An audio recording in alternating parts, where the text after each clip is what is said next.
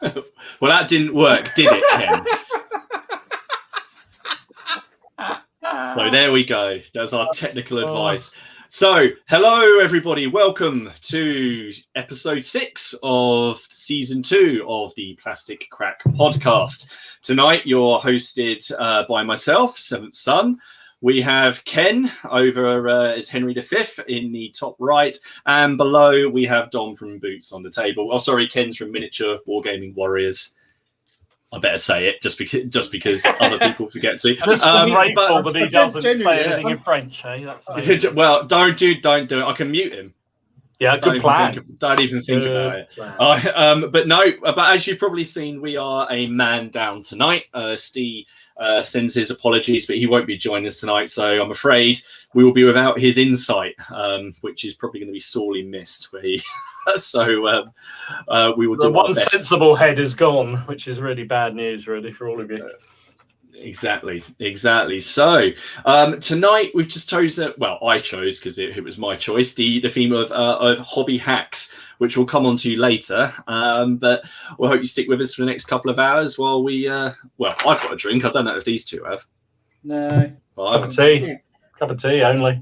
I didn't bother. I had a rubbish day. I needed a pint. So that's how it's been.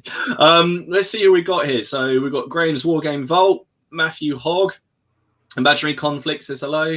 Lionheart, Hamster on a Painting Table. I still love that name. Still Battle Matt, how you doing, mate? Granaprigo, Enemy in Sight, Culloden's here, Jim Reaper's here. I'm going to be getting in touch with you, Jim. And it was your birthday, I believe, yesterday. So happy birthday. I'm going to assume that you're younger than me and Dom. Don't know about Probably. Ken. Don't know about Ken. Friends of January. How old am I? I'm nearly 37. Oh, yeah. Jesus, you're old man, aren't you? Yeah, all right. You know, spring chicken. You've hit the big 3-0 now. It's all downhill now from there. Yeah, down, mate. We've got Corey Hanlon. Says hello. Coffee set and watching the snow roll in. Taking a break from naps to knock out some Warhammer Fire Slayers. Oh, okay. I'll take it. Those are dwarves. They're Those dwarves. They're dwarves. All right. Okay. Cool. We have someone from Facebook. Hello from New Zealand. Oh, that's wow. Awesome. I think that's our first comment from Facebook. Chris Richards, Peter Little, Constable Gray. Hello, chaps. And no, there's no French intro. That's not happening ever again. Well, it might do, but not on my watch. Quick, get ready to mute him for God's sake. Maybe I'll do Swahili next. Do Latin. Do whatever. Listen, if you start doing Swahili, you'll get us off the air. That's for sure. We'll do some sort of politically incorrect thing, and that'll be it. We'll be off. We've got Carl, we've got Leslie, Steve's here, Wayne Broadhead, Jay from NI's here, Guesty's here, hello mate. Winston at Brees, hello mate, how you doing? You missed another Facebook user from Denmark, mate. Oh yeah, we have one from Denmark. Sorry about that. There you go. That's not really Denmark. We can add one. We need to get a map and actually start adding on where people. Do you know what? That's actually a class idea. That is, and then we can see if we try to speak in those languages, how quickly they disappear. Switch off. Stoic Steve, Brendan and Libby. So hey, hello from New Zealand. I think that's it. Bite-sized Wargaming's here. Hello, mate. And the unaccomplished Wargamer. Grandad's Art Space, Richard Smith, got a lot of people in already. Paul from Paul's Paint Sheds here, Corey Hanlon, Ricky Turner, Benjamin Christensen, Osmozzy, Jesus, Christoph Geldof, and John Crome. Hello, everybody. How are you all? We're very pleased that you could join us on this rather cold evening. So we might as well start with, as we always do, and I'm going to start with Dom. Dom, what have you been up to? Because it's going to take the longest to get through all your stuff. So what have you been doing? Well, there's no frigging surprise there, is there, Mr. No, what have you got here? The Project King. He's Project King. He's changed me from Speed Paint to Project King because I guess I keep flitting around all over the bloody place. What have I been doing? Do you know, again, I'm going to say I haven't actually done as much as I would normally do because I've been playing a lot of games and I've been busy at work. But I had, if you saw, I did do all the Brunswickers, which I think I showed last. Did I show them last week? Can't remember. If you've got your pictures, why don't you put your pictures up? Because you've put so many in here. I don't know.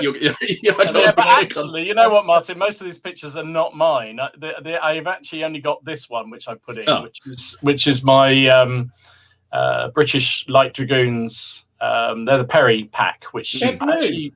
Yeah. British infantry, British cavalry, generally blue. Yeah. Same as same as the artillery. Do they want to confuse everybody or something? It's mainly because, Ken, they were so busy, we're so often in amongst those French sabering them that they might as well have the same colour uniforms on. That's why. Sneaky Brits. So yeah, that was my main project this week. I got them finished, which I was really pleased with. They're a nice box set actually. The Perrys do such good box sets, don't they? They're really good with all the history in them and what have you. And the thing is, if you take it as just as a complete box set and what you get, I mean, there's other things I know we've talked about like Avonpost and other kits. You get some nice models, but there's some of those sets, you don't get. Well, Avonpost, I don't even do the big box set, but any boxes of say plastics. The Perrys you get everything you need. Victrix, you get a lot of stuff, but you don't necessarily get all of the info. That's what I love about it. It's literally, I mean, I sat there and I kind of knew I've got 2 boxes of them, and I thought, right, I think I'm going to do the Napoleonic. I'm going to do Waterloo period with them, and I sort of knew which regiment I wanted to do, but literally in their booklet, it's got every regiment that was ever existed for the Light Dragoons. In all the different periods of dress, because they changed their dress, and in the box set, you've got all the different options. So it was kind of really good. So I enjoyed that. And the Brunswickers, which if you saw my video, they're on there. And the other thing I've been working on, as Carl says, growing a beard. I don't think so. It's just sort of bum fluff, really. It's getting cold. It was cold. You need to. I've been told by all the women in my life, which is mainly my daughters and my wife, that I look stupid and I should get rid of it. So I'm just carrying on just to annoy them, really. So that's about it. And I'm now working on a whole lot of English Civil War figures. That's what I'm working on at the moment. Good man. Royalist? They are going to be, yes, of course they're Royalist, because I can only be Royalist, British and Royalists. That's my things. No, these are Irish, actually. These are part of Montrose, the Montrose box set. Oh, did you get a little box set for that? What have you? What little box for the whole army? So I bought in the Black Friday sales. I bought 2 boxes of the metal. I think just called Montrose Infantry or something from Warlords. 24 figures, and I'm going to make them into one big. Large battalion in pike and shot, because you don't get that many pikemen in it. So I thought if I combine the 2 together, that'll give me 24 pikemen or 24 close formation men. Some of them have got pikes, some have got assaulted other weapons, and then I'm building the wings of 20 man. Should I do? I think I'm probably going to do 16 man musket wings, which I'll need another 8 figures for, which I've just bought from. First Corps, I think. So that's what I've been working on. Well, what about yourself, Ken? What have you been doing? Oh, it's been an interesting week for myself. I'm just 2 seconds. I'm just trying to get the pictures up. So as picture number 1. So I managed to finish off this battalion of middle guards. So my first battalion of those is done. That guy in the front rank, the 3rd one in on the front rank, doesn't that look like Dick Dastardly? Yeah, you like it? It does, doesn't it? It looks like. Where's Muttley? Is it at the back? Yeah, he's got to be. It does actually. Yeah, no, you point it out, mate. It's class, though, isn't it? Nice little facial details. You can pick him out. I like it. But what's really cool about them is obviously this is a middle guard set from Victrix. So with this set, you get 2 of the old guard grenadier sprues and 2 of the chasseur sprues. And what makes them the middle guard is you get the heads extra. Yeah. So you get 64 heads, and on each sprue there is 4, 8, 12, 16. So there's 16 unique heads for the middle guard. It's very easy to get individual figures, and especially with 24-man battalions, you haven't even really got to do that. You get 19 really, because you've got the command obviously 3 extra uniques. So you've only got 5 that are doubles. Right. So which I really like. Which I could have been even more funny and put some Perry heads on, but I did these because I like the size of the heads. The Shakos are nice and chunky on them as well. But no, they were really nice to do. But there was a nice little thing that I did find that I could do. I'm going to do a little share thing again. Sorry, before I go on to my next thing, just to do with this set. Share screen. Yeah. Chrome tab. I'm with the leftovers because I had flags from GMB. I'm going to be doing some Dutch Grenadiers, the third regiment. You need to get rid of the other picture. You need to get rid of the picture. Oh, right. Sorry. 2 seconds. Cheers. There we go. Dutch Grenadiers. So I'm going to go with the third regiment because I bought the flags because I've got some Marines. So I've got some Marines for Christmas from Laura. So it just worked out that GMB had Dutch Grenadiers for the old guard on the second part of the flag. So, and I've got 24 left over to be able to do them. So I'm going to do them in great coats. That was one thing I wanted to ask the audience, and I was going to ask you guys as well. The Dutch old guard, would they have still, with their great coats, worn blue but white trousers still, or were you talking white coats with them? Because that's an interesting question. I wouldn't have thought they'd have white coats. I would have thought they probably would have just drawn supplies from whatever the French gave them. Yeah, because their uniform was unique because they did have white uniform. Yeah. So that I could understand. But even, I mean, so I did a Hessian battalion, and when I was researching them, they made it very clear as they started in a green uniform, but as the campaign went on, they had to swap and ended up wearing French uniforms. And I suspect the same thing would happen probably with these fellas, but I can't imagine that they do great coats in white. No. They'd probably do them in whatever colour the French wear. It's something you would have heard of, really, isn't it? I just can't find any examples of the Dutch Grenadiers in greatcoats. Why don't you ask a question on that really friendly Facebook group that you? They're bound to be helpful there. Yeah, I might do. But to be fair, obviously, I'm going to do them in the white trousers because they've got white trousers. But yeah, that'll make them stand out a bit different, won't it? If they've got white trousers because the rest are all blue. So yeah, I was just making the most of it. But then. Second thing I've been doing this week, let me just get rid of this. There we go. I've been organising all my leftover models. So this looks a bit confusing, but it makes sense to me. So basically what you see is every bag there is basically a battalion. So they've got the flag in. So I know I can go in there and go, oh, do you know what? I'm going to paint the 2nd Battalion 92nd today and just pull it out of there. And I'm going to do that. That's going to be my next project. So I haven't got... My desk isn't then going to be full of like hundreds of different models. Now, Martin, can you think back our dim, distant memories and remember that there was somebody who came up with a really brilliant idea of putting their projects in little brown envelopes? I don't know. That person, I don't really know because we only ever saw one of those brown bags. That person just never came back again. I just say with this, I think this isn't a bad idea. It's just one thing, but I've got this little thing in there that's really irritating me. Go on. Really, I really want you to put a piece of cardboard behind those flags, even though when you put them on the pole, you're going to scrunch them up. Yeah. It's upsetting me. Oh no, they're flat. They are flat. There's but they can bend. Yeah, but they can bend. That's the thing. That's it. I think that's a really good idea. But I looked at it, and there was the bit of me that's like, no, they must be set flat. There must be a piece of card behind them just to keep, just keep everything. But then I sat there thinking, how ludicrous am I? Am I thinking? I store all my flags that way, but I'm just going to scrunch them up. I do all sorts to my flags to get them into the shape that I want. Yeah, but I insist on storing them flat. Yeah, it's crazy. So that's all the infantry in there. So there's I've got a total of 13 battalions of infantry in there, and I've got all my metals. So like my officers, my artillery are in bags. Like colonels are in separate bags. Napoleon's in there as well. He's in there. So everything's in its own little individual bag now. So the next thing I want to pick out and do, I can just pick it out and I can read it. I know what it is. I've done the same with my sprue cutouts, so they're all in nice bags now that I can just go to and know, yes, this is cavalry and things. And then I've done the same because I've got 2 boxes for the French Army campaign box from Warlord. I'm doing a second bag of cavalry, but the difference is I'm completely making all these cavalry up as I go.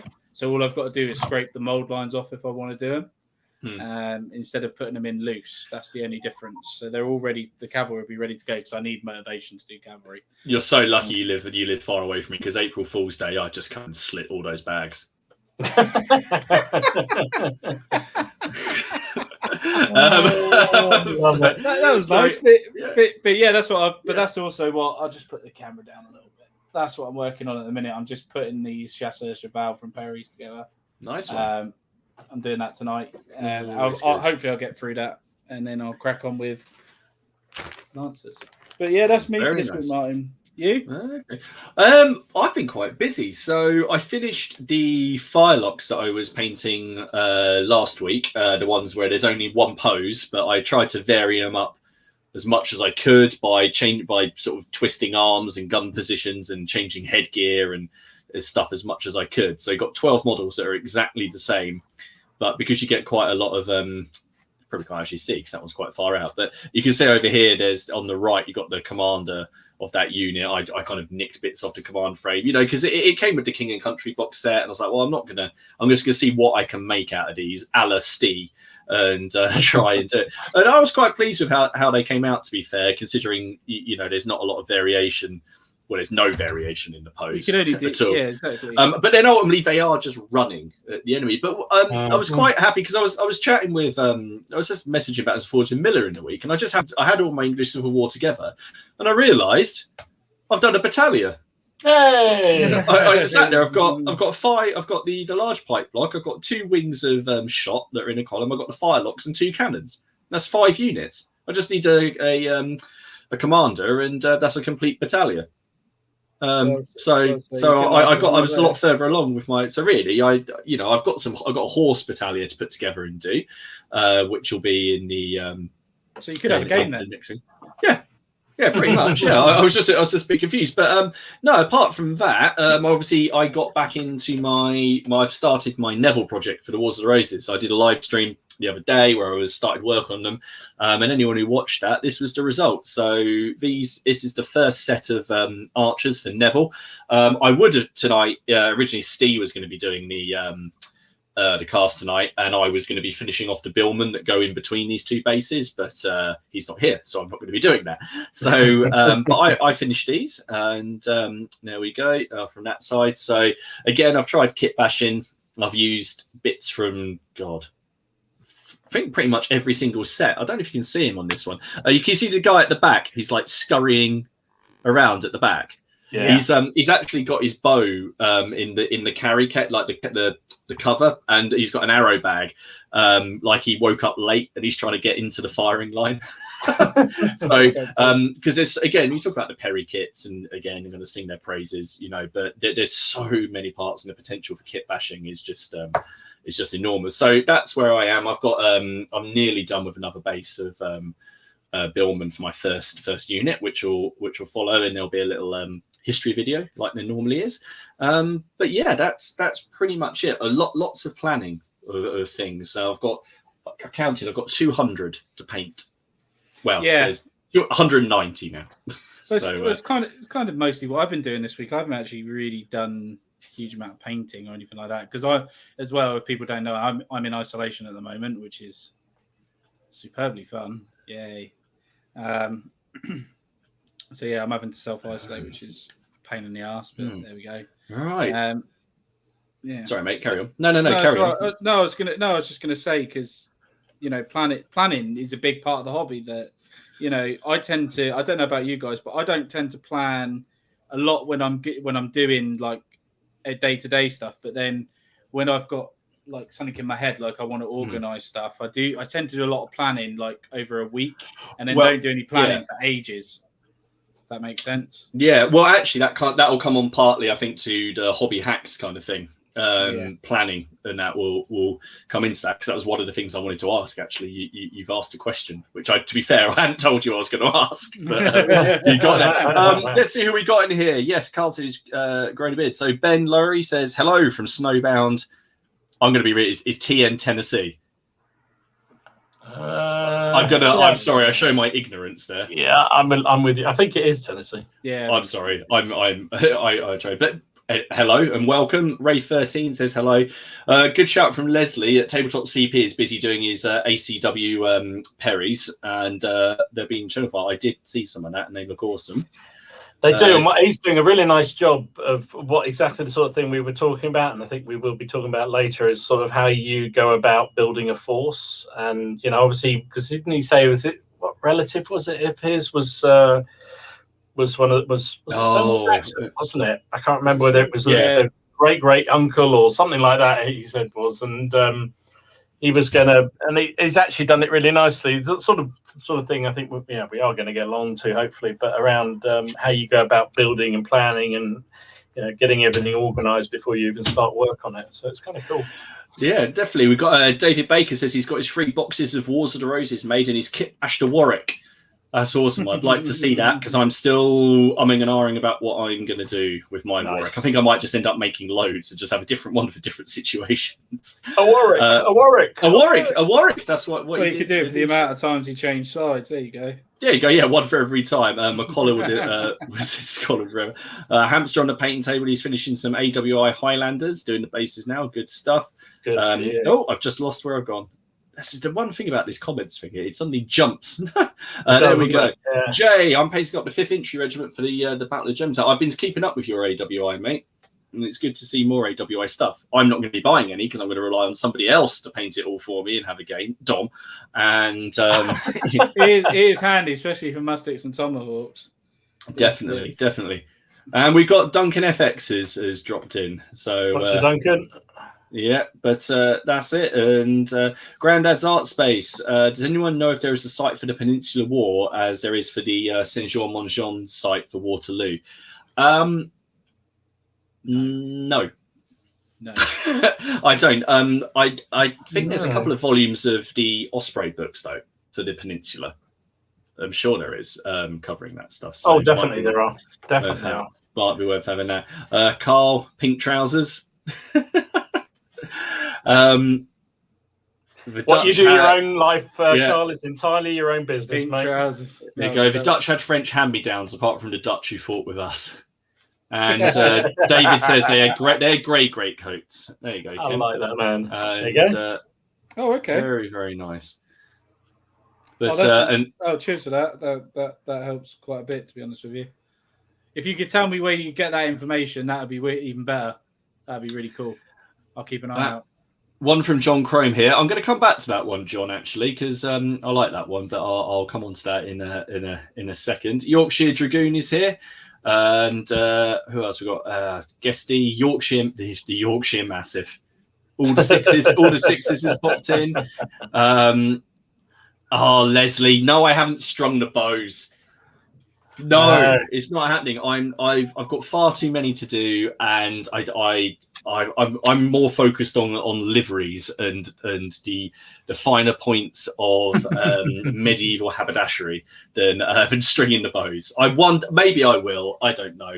If you guys keep on for long enough, maybe I will. But the thing is, if I do it and then it goes wrong, I'm going to be really, really upset. But you know what, Martin? You're never going to hit You're never going to hit a thing in combat if you don't string the bows. So you might as well do it. No. See? Then you'll start rolling decent. Yeah, but I have muskets and I don't hit anything in black powder. So what are you saying there? Because I haven't painted the ramrod. Because you play French and they pointed them the wrong way round. No, I like Carl's comment here that beards make good bowstrings. Just saying. Keep going, Dom. You can play. It needs to be a bit longer than that, mate. I can assure you. You need. No, I was going to say, Martin, you good job I don't live near you, mate, because I'd come around yours and just cut them all for bloody April Fools. The bloody bowstrings. I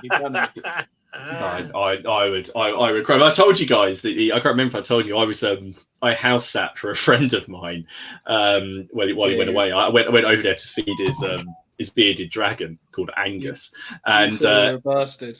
And he's like that. He's a little bit like you with books but where it is with bags. So he has a huge bookshelf covered in music autobiographies, and I was really bored. And lots of them seemed to like to be the same size, so I removed all the dust jackets and swapped them all around.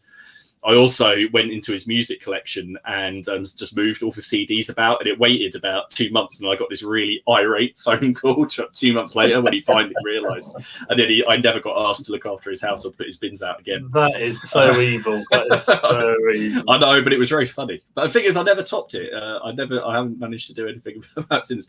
Pete, Don must have some Wars of the Roses archers to do then. You do have some Wars of the Roses archers to do, don't you? I do. They are still in storage at the moment because that is a project for the future. But yes, I have. Well, I might as well do this announcement now, actually. Then, so if you are interested in the Wars of the Roses, Dom, and Ken obviously needs something to paint that isn't French, although you can paint the French, and get someone else over.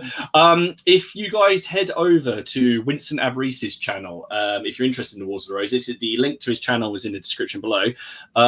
Winston and some others have set up a kind of a worldwide Wars of the Roses event, and it's called, there we go, World War of the Roses, funnily enough.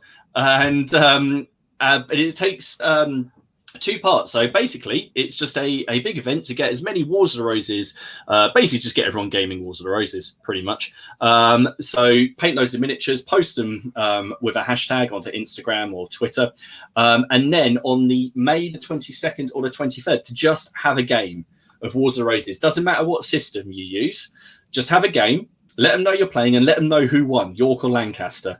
And they're going to collate all of these results for all of these games, and then they're going to have an overall winner. Now, why May the 22nd? May the 22nd is the anniversary of the first Battle of St. Albans. Of course you all knew that. I wouldn't. Of course we knew that. Of course you all knew that. Where's St. Albans? Huh? Where's St. Albans? Is he taking the piss? I can't actually tell. With Ken, you just don't know. You are a heathen, sir. But it's great. But also, if you head over to his channel, they've also got a bit of painting competition going. This is amazing. Basically, they've got a small vignette competition.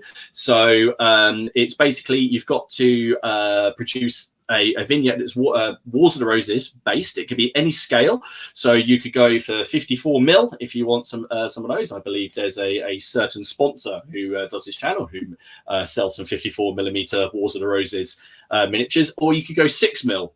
Although which would be quite cool if you could do a vignette out of that. But basically,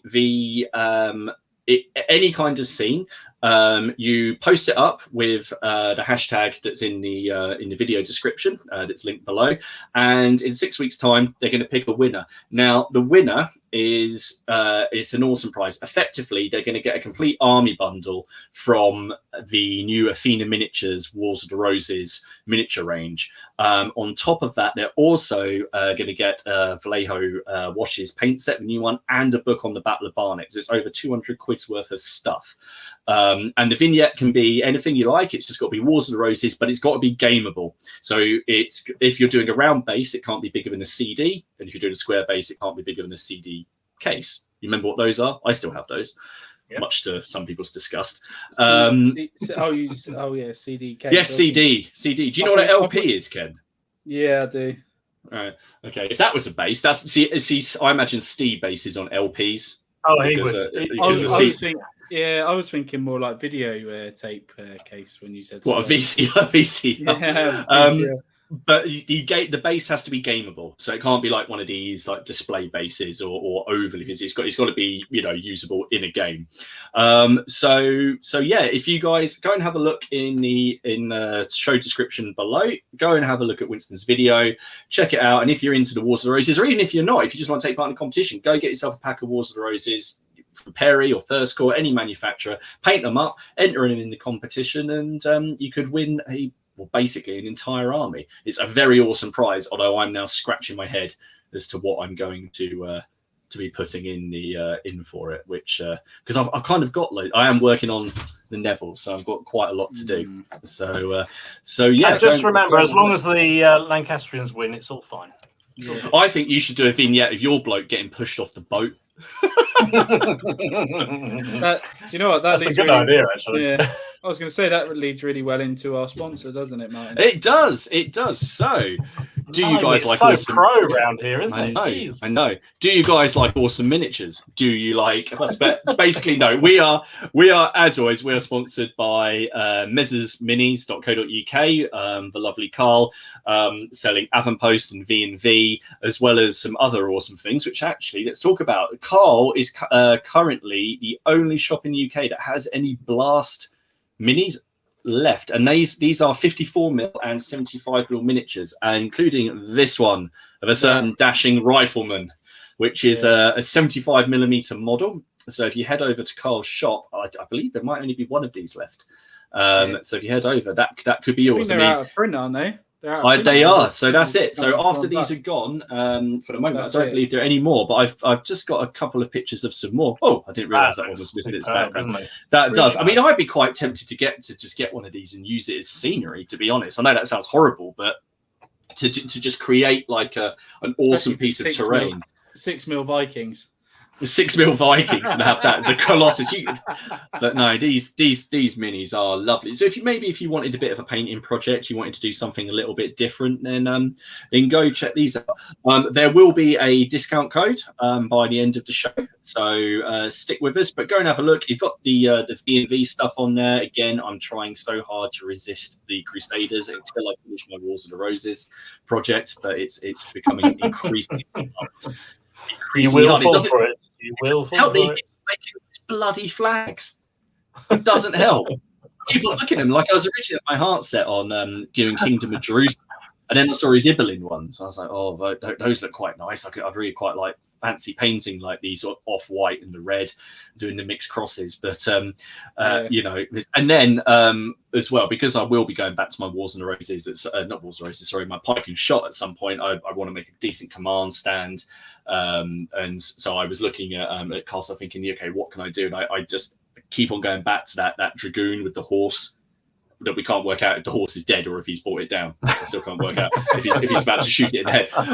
But no, guys, please go check out Mez's Minis. There'll be a discount code later on. Contact Carl if there's anything on his site that you guys want to know about. He's a good supporter of the channel, and we're very, very lucky to have him.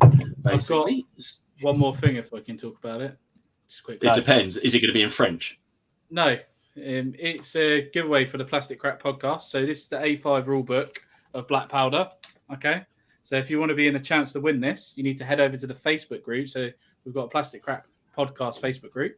You need to obviously join the group, and there will be a comment section. I'm going to put competition. You need to put a comment in there and why you would like this, and we'll use a random generator and announce it on next week's show who the winner is. So you've got a week to do this. So the guys and girls that may be watching this but later, you've still got the whole week before next week's show to enter that. So head over to the Plastic Crack Podcast Facebook page.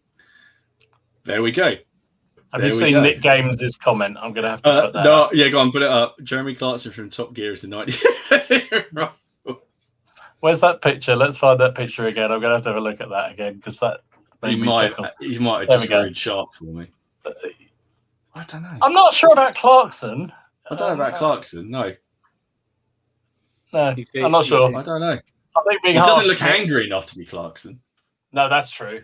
He's not big enough. I don't know. That's thrown me. So what have we got here? So Benjamin Christensen says he is putting together 160 Victrix Napoleonics while contemplating finishing 50 plus cavalry. I feel your pain. Just do it, Benjamin. Just do it. Dive in. Graham is rebasing his 28mm Greeks for Age of Hannibal. I was wondering where that was going. I didn't know if that was going to be off the back of the event. I saw as well, I didn't get a picture of it, but there's been another teaser image, hasn't there, from Warlord for the new SPQR2. But we won't go back there. We're not going to go on that one again. Graham has been talking about doing that with his he's got some really nice Greek hoplites and Greek cavalry that he's had for I don't know many years, and they're really nice. But they're all multi-based. He loves this saga, and he's been. Shall I break them up?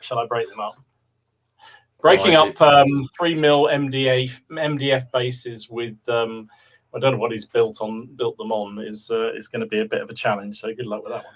Travis is here, guys. Happy Evening, President's Travis. Day. Oh yeah. Hello, mate. We stand up and salute for President's Day, or are we allowed to now? We are, aren't we? I don't know. You're telling the man who's dressed as Henry V. So, like, Paul. There's only one true king of England and France. Well, it wasn't him, was it? Because he was the son of a usurper. But anyway, Paul's painting Peter Pig, 15mm, 14th Army for Burma. Oh, wow. Okay, interesting. I like the sound of that. Imaginary Conflicts is painting Warlord Games War Without Hate blister for World War II Metal Infantry. I think I have that blister somewhere. It'll be in my pile of shame. I've got a lot of actually Warlord blisters from when I went down to the shop, and you've got these various ones from various games days. And they just kept on lumping them on me. Well, I say lumping, I didn't pay for them. They just gave me all these blisters because it was my mate's birthday. Actually, kind of think of it. I hope they gave him some, or did he just give stuff to me? Simon Hill's here. Hello, mate. And Little Legions is here as well. And Grandad's Art Space is currently looking at black sail ships and wondering why did I buy them? They're so small to rig up. And yet again, I will never do this because these are the comments that put me off doing it. Anytime I get the little inklings like, oh, this might be fun, I see these comments. Do you know that they are an absolute nightmare to rig? But I did cheat. I would say to you, don't try. Well, unless you are incredibly dexterous, incredibly patient, don't try and do what they describe to do on the instructions. I mean, I'm terrible. I got fat arthritic fingers, so I couldn't do it. But all I did was just literally make a little loop of cotton, or the cotton they give you, and hop it over the top, then string it across a couple of times and back and forward a couple of times, dobs of super glue, cut it off with a pair of nail scissors, jobs are good, and they look okay from 3 foot. Could you do the whole thing? Could you rig it with beard? I've just seen John Batchelor. He says he has some beard spare if you need some. You need, there you go, Johnny B. He's got the beard for it. He could. Johnny B. definitely does, doesn't he? He has. I'm going to be. That's it. You guys catch their live stream last week? I did. Yes, mate, yes, I did. Are you on tomorrow? Is that I am on. I am indeed. I am on with them. I'll give that one a miss then. Yeah, I'm going to be washing my beard. Sorry, can't make it. Yeah. Well, I don't even mean it's going to be a very sophisticated affair, far superior to I know. Yes, I am going to be. I'm going to be over on Modelling for Advantages one tomorrow. 10 o'clock, innit? It's 10 o'clock. Yes, it is. It's going to be well past my bedtime. I will be drinking coffee, especially if I had a day today. Guesty's going to go check out the painting competition. And War Games Hobbies here. Aussie, nice one. See you later, mate. Thank you for just dropping in. And then Joshua Swan's here. And then apparently I've commented, which I assume was Dom. Yeah, that was me responding to the black thingy. It doesn't let me do it as me. I'm sorry about that. Click the top, Dom. Oh, no, you're not on there, are you? No, don't worry. Don't worry. No, don't click it. Guesty wants to know how much we get. How do we get so much done, or everybody between work and family? He's often too knackered. Go on, Dom. Do you know, for me, it is literally my sort of relaxation at the end of a shitty day.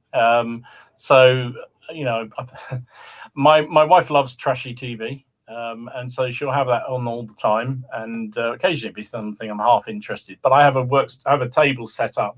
It's actually our dining room table, so I have it all set up there, and I'll sit there painting away for hours on end because there's nothing much else to do really at the moment in lockdown. So yeah, and also I keeps me motivated just thinking about the games I'm going to play with them. That's really what keeps me going.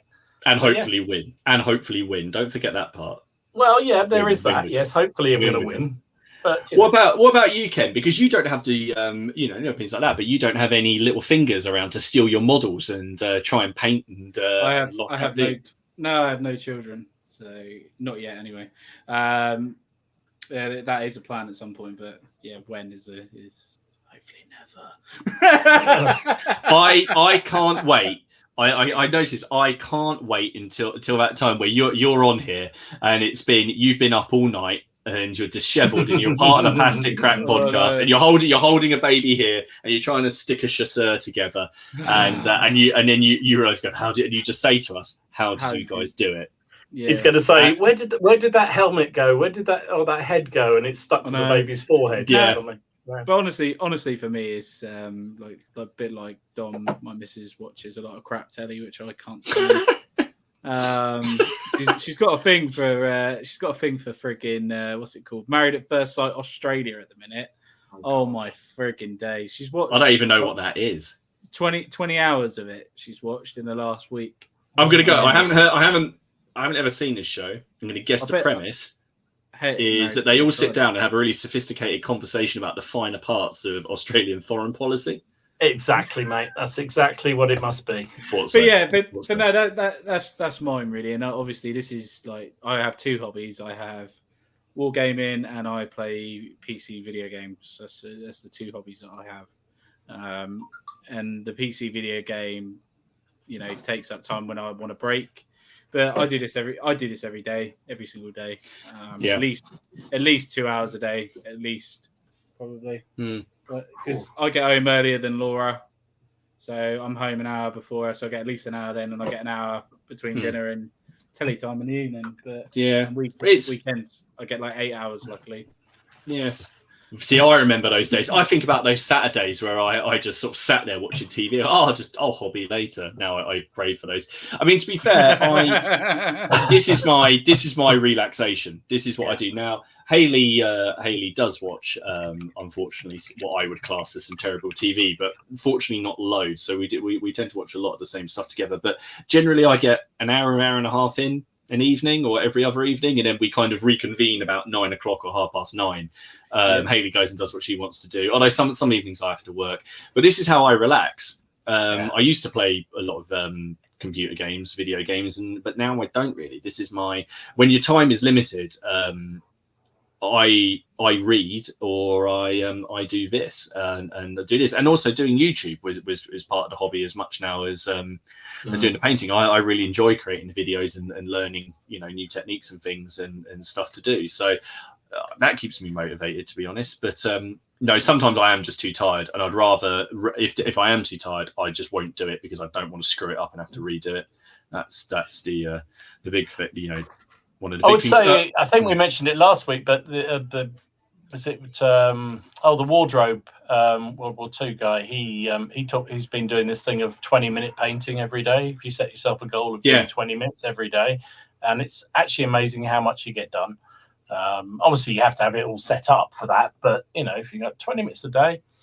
But as Martin says, I don't force myself on days when I just don't feel like it. Again, like last night, I think I just sat and drunk too much. Yeah, that's it. And I've just noticed Carl's comment, and I think just see that. Yes, we've just had 72 people. I've just seen that, which is awesome. So thank you very much. That's wicked. And then Wargate. Look, you got another one. There's someone else rebasing for Saga. Asian Hannibal. I noticed no one is saying they're rebasing for SPQ. Anything else? But Nick Games next stream aim for 100+ viewers. We certainly will. We'll keep going. We'll see what we can do. 100+, that's crazy. Just spread the word. Spread the word. Spread the word. That's what you want to do. Put it on groups. Spread the word, and it doesn't matter. We'll get 100+ viewers, and then you'll be the ones who get those messages saying, "God, what did you make us watch?" But that's it. If it's your mum, your gran, whatever. Don't care. We're not proud. We'll take anything. But what's John Batch? What's Johnny B? I assume he's talking about me. He's so smart. Is he talking about Kaiser or me? Is he talking about me? We'll see. I don't think you're in for a surprise, mate. I know Johnny B had his parcel have finally turned up through the beautiful people at Hermes, so he's a happy man. I sent him some epic videos. I just seen his next comment. So he put, "I'm terrified. He's so smart. Thank you very much." I believe he's referring to me. And then his next comment was, "I'd feel better if it was Ken." Bravo. That's made my evening. Sorry, Ken. Yeah, very good. But Hamster on the painting table says, "I just try to make a habit of trying to paint every day, even if it's 20 minutes." Yeah, and this is it. Any time is good. Sometimes it's not. I mean, at the moment, with the lack of games, there's no real. Well, I don't find any kind of pressure to get things finished at the moment. It's only the pressure you put on yourselves, isn't it? So it doesn't have to be painting, though, does it, guys? It could just be like what I'm doing now, and it could be building stuff together. Putting stuff together. Yeah, just doing some research into what you're going to do, what regiments you're going to pull together, what color schemes, that sort of thing. It's all part of it. You seen that at the top? We got a Facebook like. I've just seen a Facebook like. I didn't even know that appeared there. There we go. Yeah, because it's come from Facebook. That's Steve. There we go. Steve Bruce. There we go. As Carl says, we need PCP face masks. I think this is good. We definitely need a mug or some kind of stein, a drinking horn. We got Ken already. We don't. Who is a good artist? We need someone who is a good graphic artist. Yeah. Battle Matt, the second edition review of SPQI War Games Illustrated was the definition of living in denial.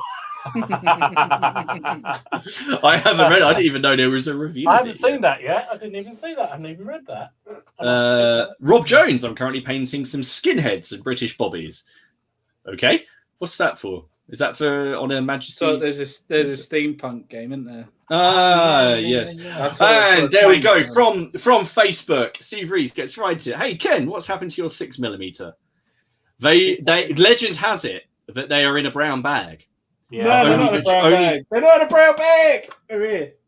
Behind another. They've even come out of the brown bag. That on that lollipop stick is every single. That's 500 6mm models on that one lollipop stick. You can see. They're still there, mate. Don't worry, they will get done. I've got to get these French sorted. They've got to get done. I can't do anything until they're done. But I'm not buying any more French. You'll be happy to know. You heard it here first. It's not happening. Don't believe you. No, I've got everything I need, man. I've got Leslie, everything I need. We have 4 mugs most weeks. But he has got a point. To be fair, it's probably true. Probably true. Duncan FX. He's done that thing again. Duncan FX. He's just ordered his first naps, and his finger must have slipped on the order button. Welcome to the world. Welcome to the dark side. Uniform questions below, or in the Plastic Crap Podcast Facebook group, and we will get back to you and tell you who to ask because we don't know. And then brilliant. Well, I think we should get on to the topic of the evening, which these two had originally obviously it was Steve who's going to do it, so I just kind of picked this afternoon. But I'd like to know, what are people's hobby hacks? The people who are watching, what are your hacks? What are things that you do to make your life easier? That doesn't mean commission painting. All right. What do you do to make your life easier, to make the experience more enjoyable, to save a little bit of money so you can spend more stuff on more miniatures? So let's open it up. If anyone has got it, no one has any hacks at all. But I'm going to start with Ken, because we were talking before the show and he went, oh yeah, I'll use that one. So I know he has one. Yeah. So obviously my battalion bags being number one. Just speeds up time. And Martin, you're going to have to remind me what my hobby hack was. Because I can't remember. What were we pre-assembling? You pre-assemble it. Production lines. Production lining. Oh no! I remember what it was. It was bloody hell. God, it was almost like we were really slick tonight, and now look what's happening. We're falling apart. No, come back to me. All right. Okay. Well, Dom, do you have one, or do you want me to? Well, do you know, we were talking before. I said, I don't really know that I have any hacks, but actually, you reminded me of all sorts of things that I do. So I'm going to picture one of yours that I know you're going to talk about, Martin, but you can expand on it because I know you do it better than me. So it's sort of pre-organizing the units I'm going to paint. So I'll have, I'm doing, these Montrose Irish English Civil War figures, and I've got them sorted out, and I'll do this with the battalion. I'll work out exactly what's going to be in the battalion. Sometimes I'll put them in there because these are on 4-man bases. So I'll have the 4 that I plan to put on that base ready, and I'll try and paint them in that order. And then I'll production line. So my other hack is the production line. So at the moment I'm painting, 12 figures, and I'm just running up and down through the 4 of them, through the 12 of them, because I want them to be ragtag, different colors, but a certain similarity. I make sure that way I do different colors on the trousers or different colors on the jackets, but they're all going to have this green, hopefully tartan, if I might work out how to do it, sort of cloak thing on them as well, to sort of bring the unit together. So there's a couple of things I do all the time. It's just production line and organizing the unit how I kind of envisage it to be. No, and that's really one of mine, and I've got this one down here as an example. Some of you might remember this from October. It's going to be a bit blurry, but these are my Carthaginians. So I've based these on massive bases because I want to use them for impetus, and I just, there's a whole unit on a base. Yeah. It's going to be a march column. I'll just put 2 really big bases together. So there we go. But basically, that's what I would do. I use blue tack and I pop them on there and I assemble them how I want them, and I take a photo of it on my phone because, you know, why not? You know, it's not, you know, I mean, phones are so big now you can take hundreds. And I just try just to keep myself and remember how things are placed, because I've had it before. Not so much with Napoleonics, and less in Napoleonics to say Victrix ones where there's different firing and poses and things like that, where you come back, you paint all these lovely models, and then you assemble it, and you realise that a model that you've spent a lot of time on, really the only place he fits is the back of the line, and you're like, oh no, I really wanted that guy front and centre, but if I pop him there, he's going to look a bit weird. So I just do a little bit of planning, and that was kind of coming on to what Ken was talking about earlier.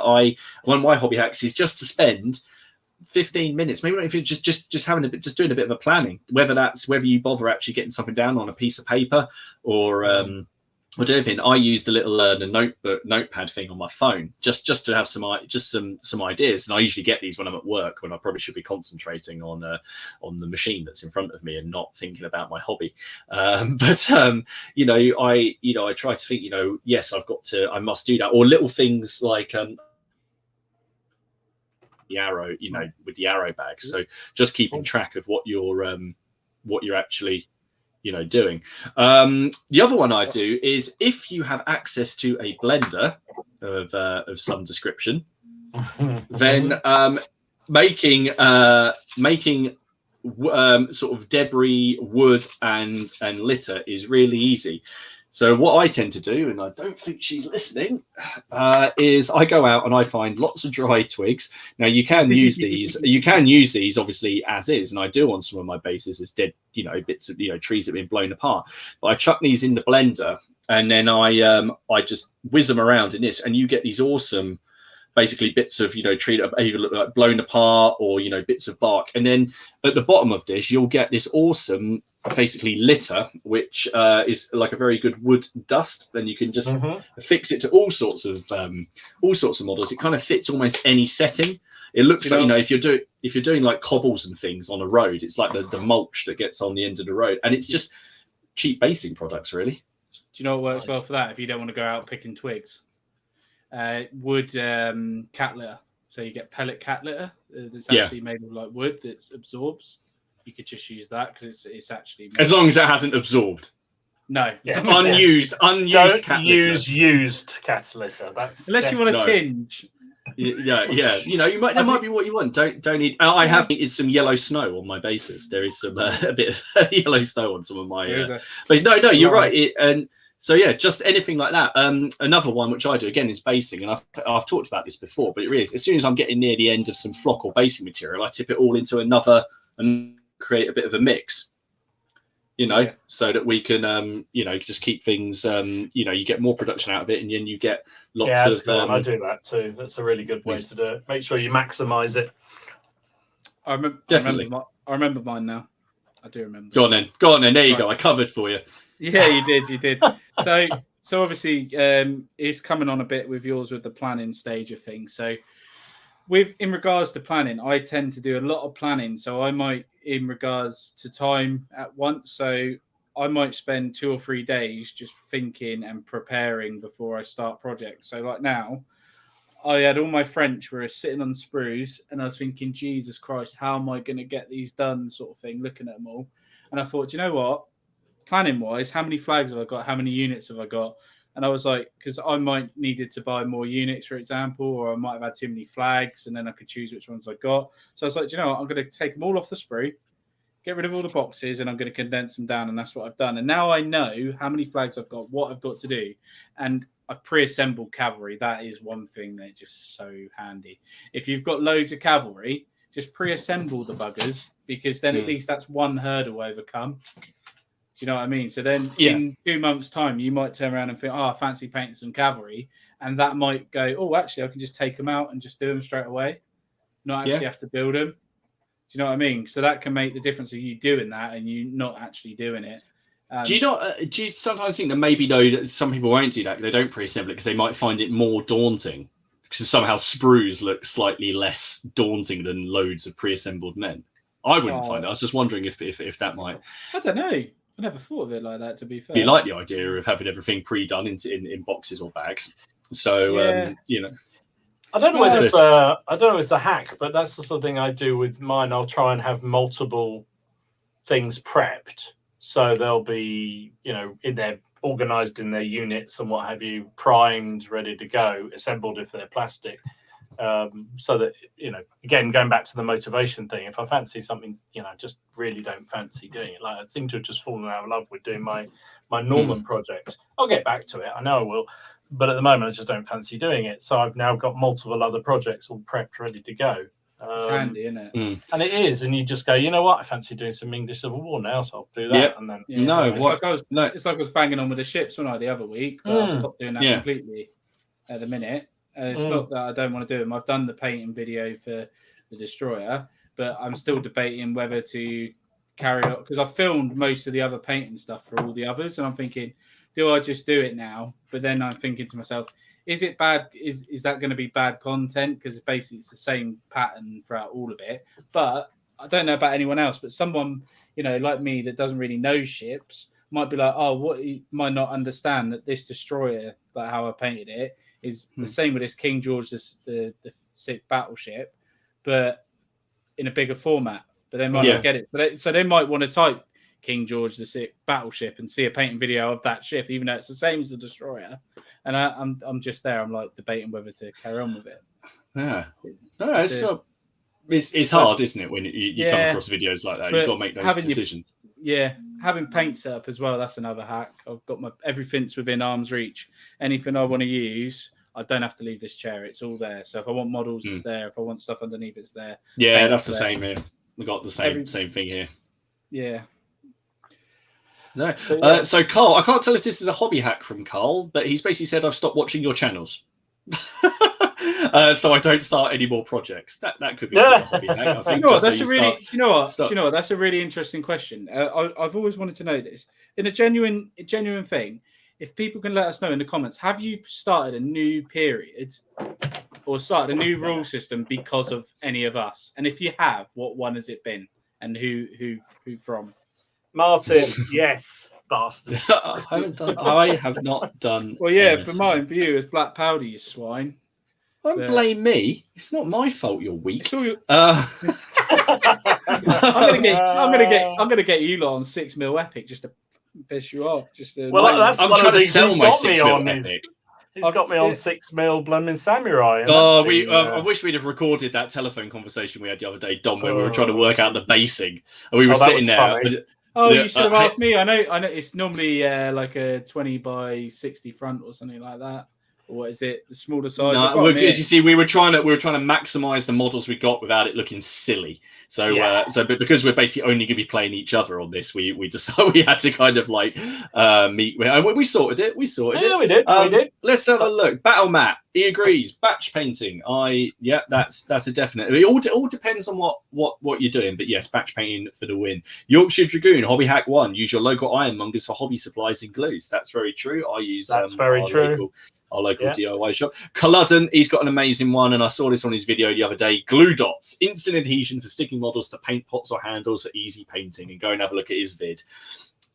Definitely, yeah. So I just tend to use blue tack with a guy stuck on it. But I watched your video and I thought, oh, we got loads of those because we stick the girls' posters up with them, and I now have I've got them. So once I finish this load here, I'm going to be using glue dots.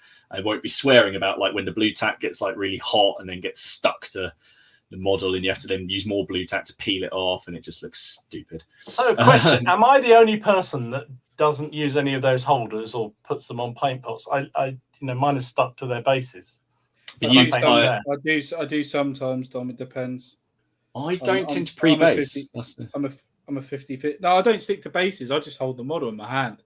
So like a 28mm infantry from Perry, I'll just hold it in my hand like that. Yeah, I'll do that as well. But these ones, that's going to be their base when they're finished, and there's one on each corner, and I've got the other ones that will be on the other corner. I couldn't paint like that. And I'm just literally, that's how I do it. No, I couldn't paint like that. No. Do any of you guys use your like thumbnail as a palette, or is that just me? No, I've never done that. No. So I'll be holding a mini like this, and because I'll be getting in the flow, I'll brush paint off on my fingernail, to then do it, and then it always looks like I've got some like funky. I'll brush it on my thigh, on my trousers. I've done that. I do that whenever I clean my brush out after I've done the water. I rub it on my trousers because I've got these are a crappy pair of trousers that I wear to paint. So that's specific to the day that you're wearing shorts. I have done that. Yeah. Imaginary Conflicts says contrast paint this podcast and the army paint is insane detail brush. You are a gentleman. Thank you very much. Winston says he washes everything Agrax Earthshade after the base coat in brown, hides a multitude of sins, and if you're painting loads of figures with leather, like medieval boots and that, you're done. That's true. How many people here apply thin down or just straight up Agrax Earthshade as sort of to blend everything together at the end, or strong tone, which is is like that. Yeah, any of those liquid talent, as we call them. Yeah. I think that's. I'll tell you one thing that you do, Martin, and I do as well, but we didn't even think about, is using a spray primer for your base coat. Yeah, very much. Depending on what you're painting. So my Napoleonic French, if they're in grey coats, I spray them grey, and then with the strong tone and the dry brush, that's the coat's done.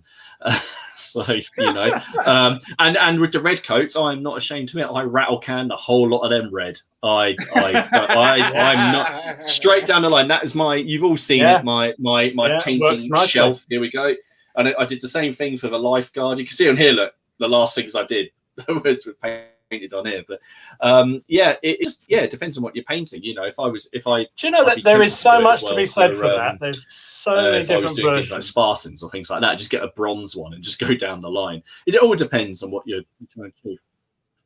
There are so many different colours sprays. That's such an easy fix, especially if you aren't.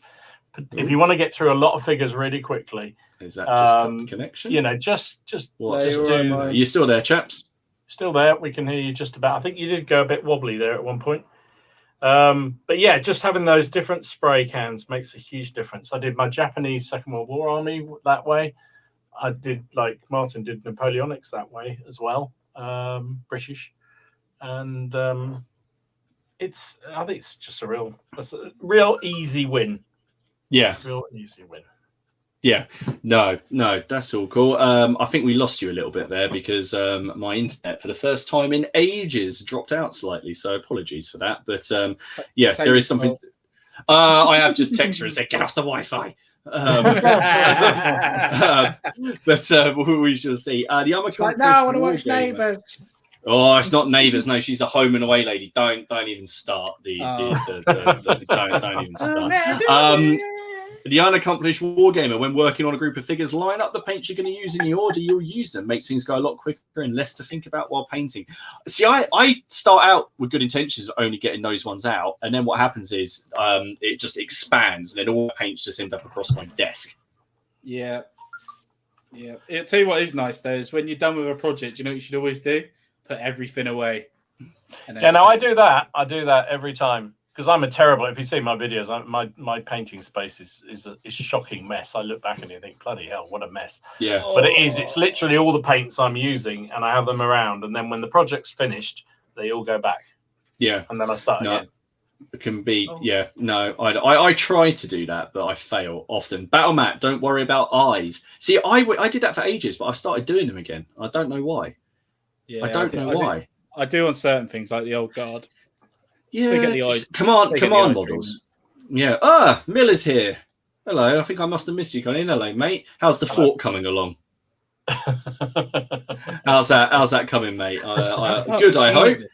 Jesus, wow. I didn't even realise how many comments we've got. We're like 15 minutes behind on the comments. Yeah, I know. I'm just going to get we're going to get through them. Don't worry. We've got hamster on the painting table, undercoat brown, so you don't need to redo rifles. No. It's called Wildwood.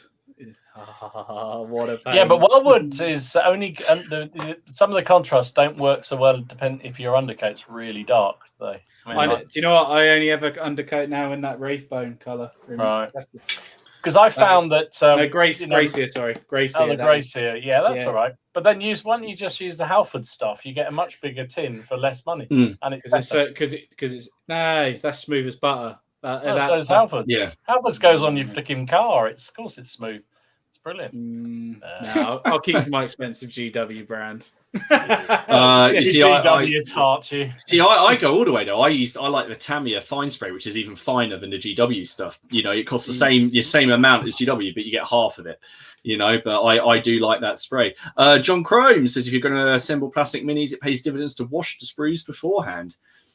That's I do if they're resin. I do if it's resin, but not. I just don't bother washing. I mean, you're resin.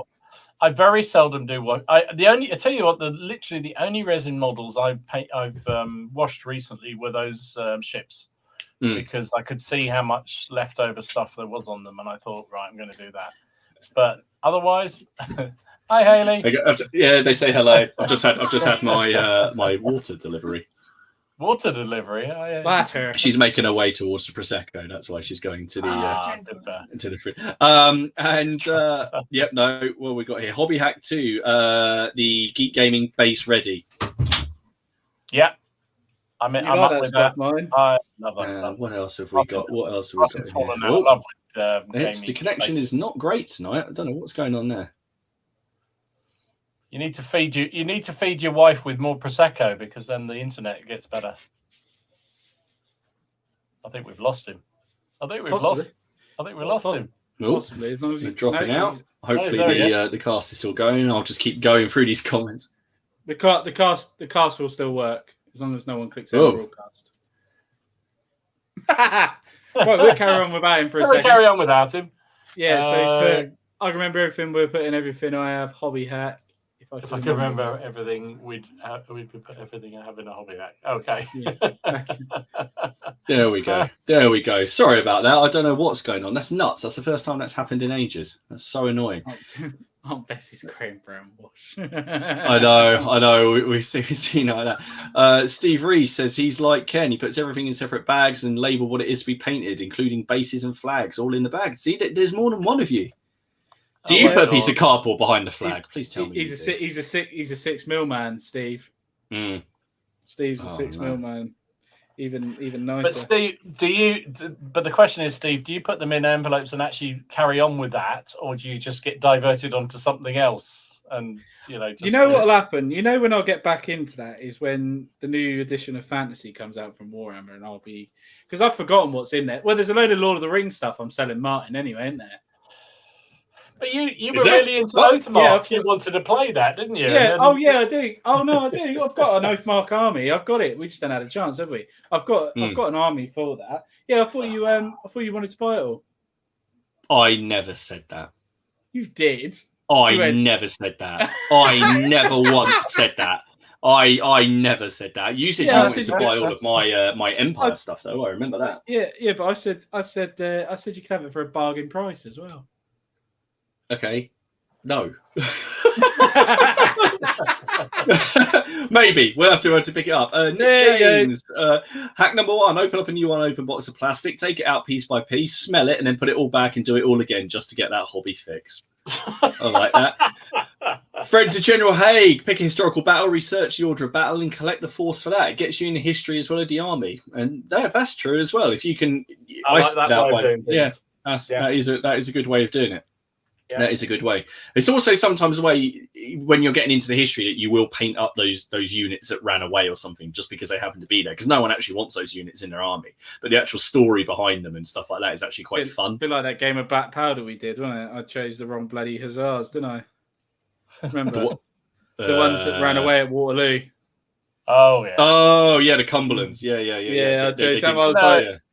Yeah. I honestly, I actually think that's a really good way of getting, again, sort of inspiring yourself on what to paint and do and what have you. Is not only, you can go the whole hog and do a whole order of battle. Christ knows we've all done that at various stages, but also, having individual battalions or regiments that if you like a particular area of your countryside or what have you, like I'm particularly into the Shropshire area, so it kind of always tend to sort of look at armies and units from that part of the world just because it's an area I really like. And so I'll look and say, well, what, like the English Civil War one I'm doing, it's sort of trying to be around the Welsh marshes. So that kind of thing, I think, is always quite fun to do myself. Yeah, no, definitely. Although I've got to agree with an incredibly good hobby hack, and this is one I'm going to throw at Dom as well. Try not to watch too many documentaries spanning such a massive time period because of the lack of willpower, and started more projects to save you money. I will also add not drinking to this, Dom. You bastard. Ollie's frozen just at the moment when he was about to land me in it. Let's move on. Well, what happened? I want to know now. I may have had too much to drink the other night, and I may have started a whole new period. Just. Oh, is that one you mentioned on the group? Yeah. Oh, we've lost him entirely. Look. Yes. Yeah. It is that. No, I'm here. Don't worry.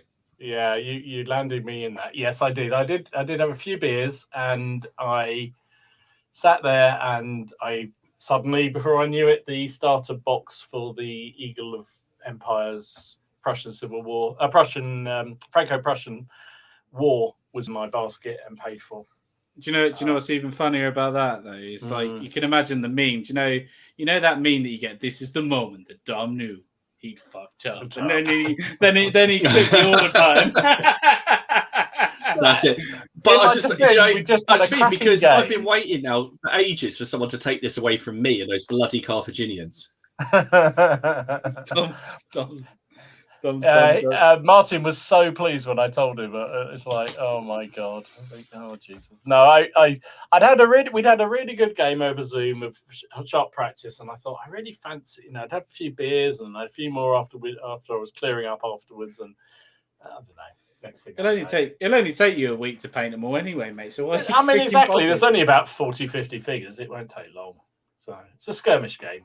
But I'm kind of waiting then. I tell you what really sold it for me, and I don't know how to cleverly bring it up on the screen, but they had oh god, what are they called? It was one of. Have you got it as a tab? Yeah. Let me just have a look. Mate, tell me when you got it as a tab.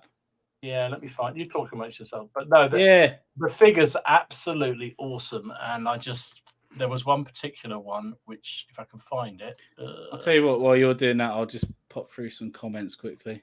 Yeah, go for it. We've lost Martin completely now. Oh my god, he's a dumb one. So where did we get to? There we are. So what we got? Cheap Toys for Kings of War, Army, Dragon and Giant was the film from How I Train Your Dragon. I like it.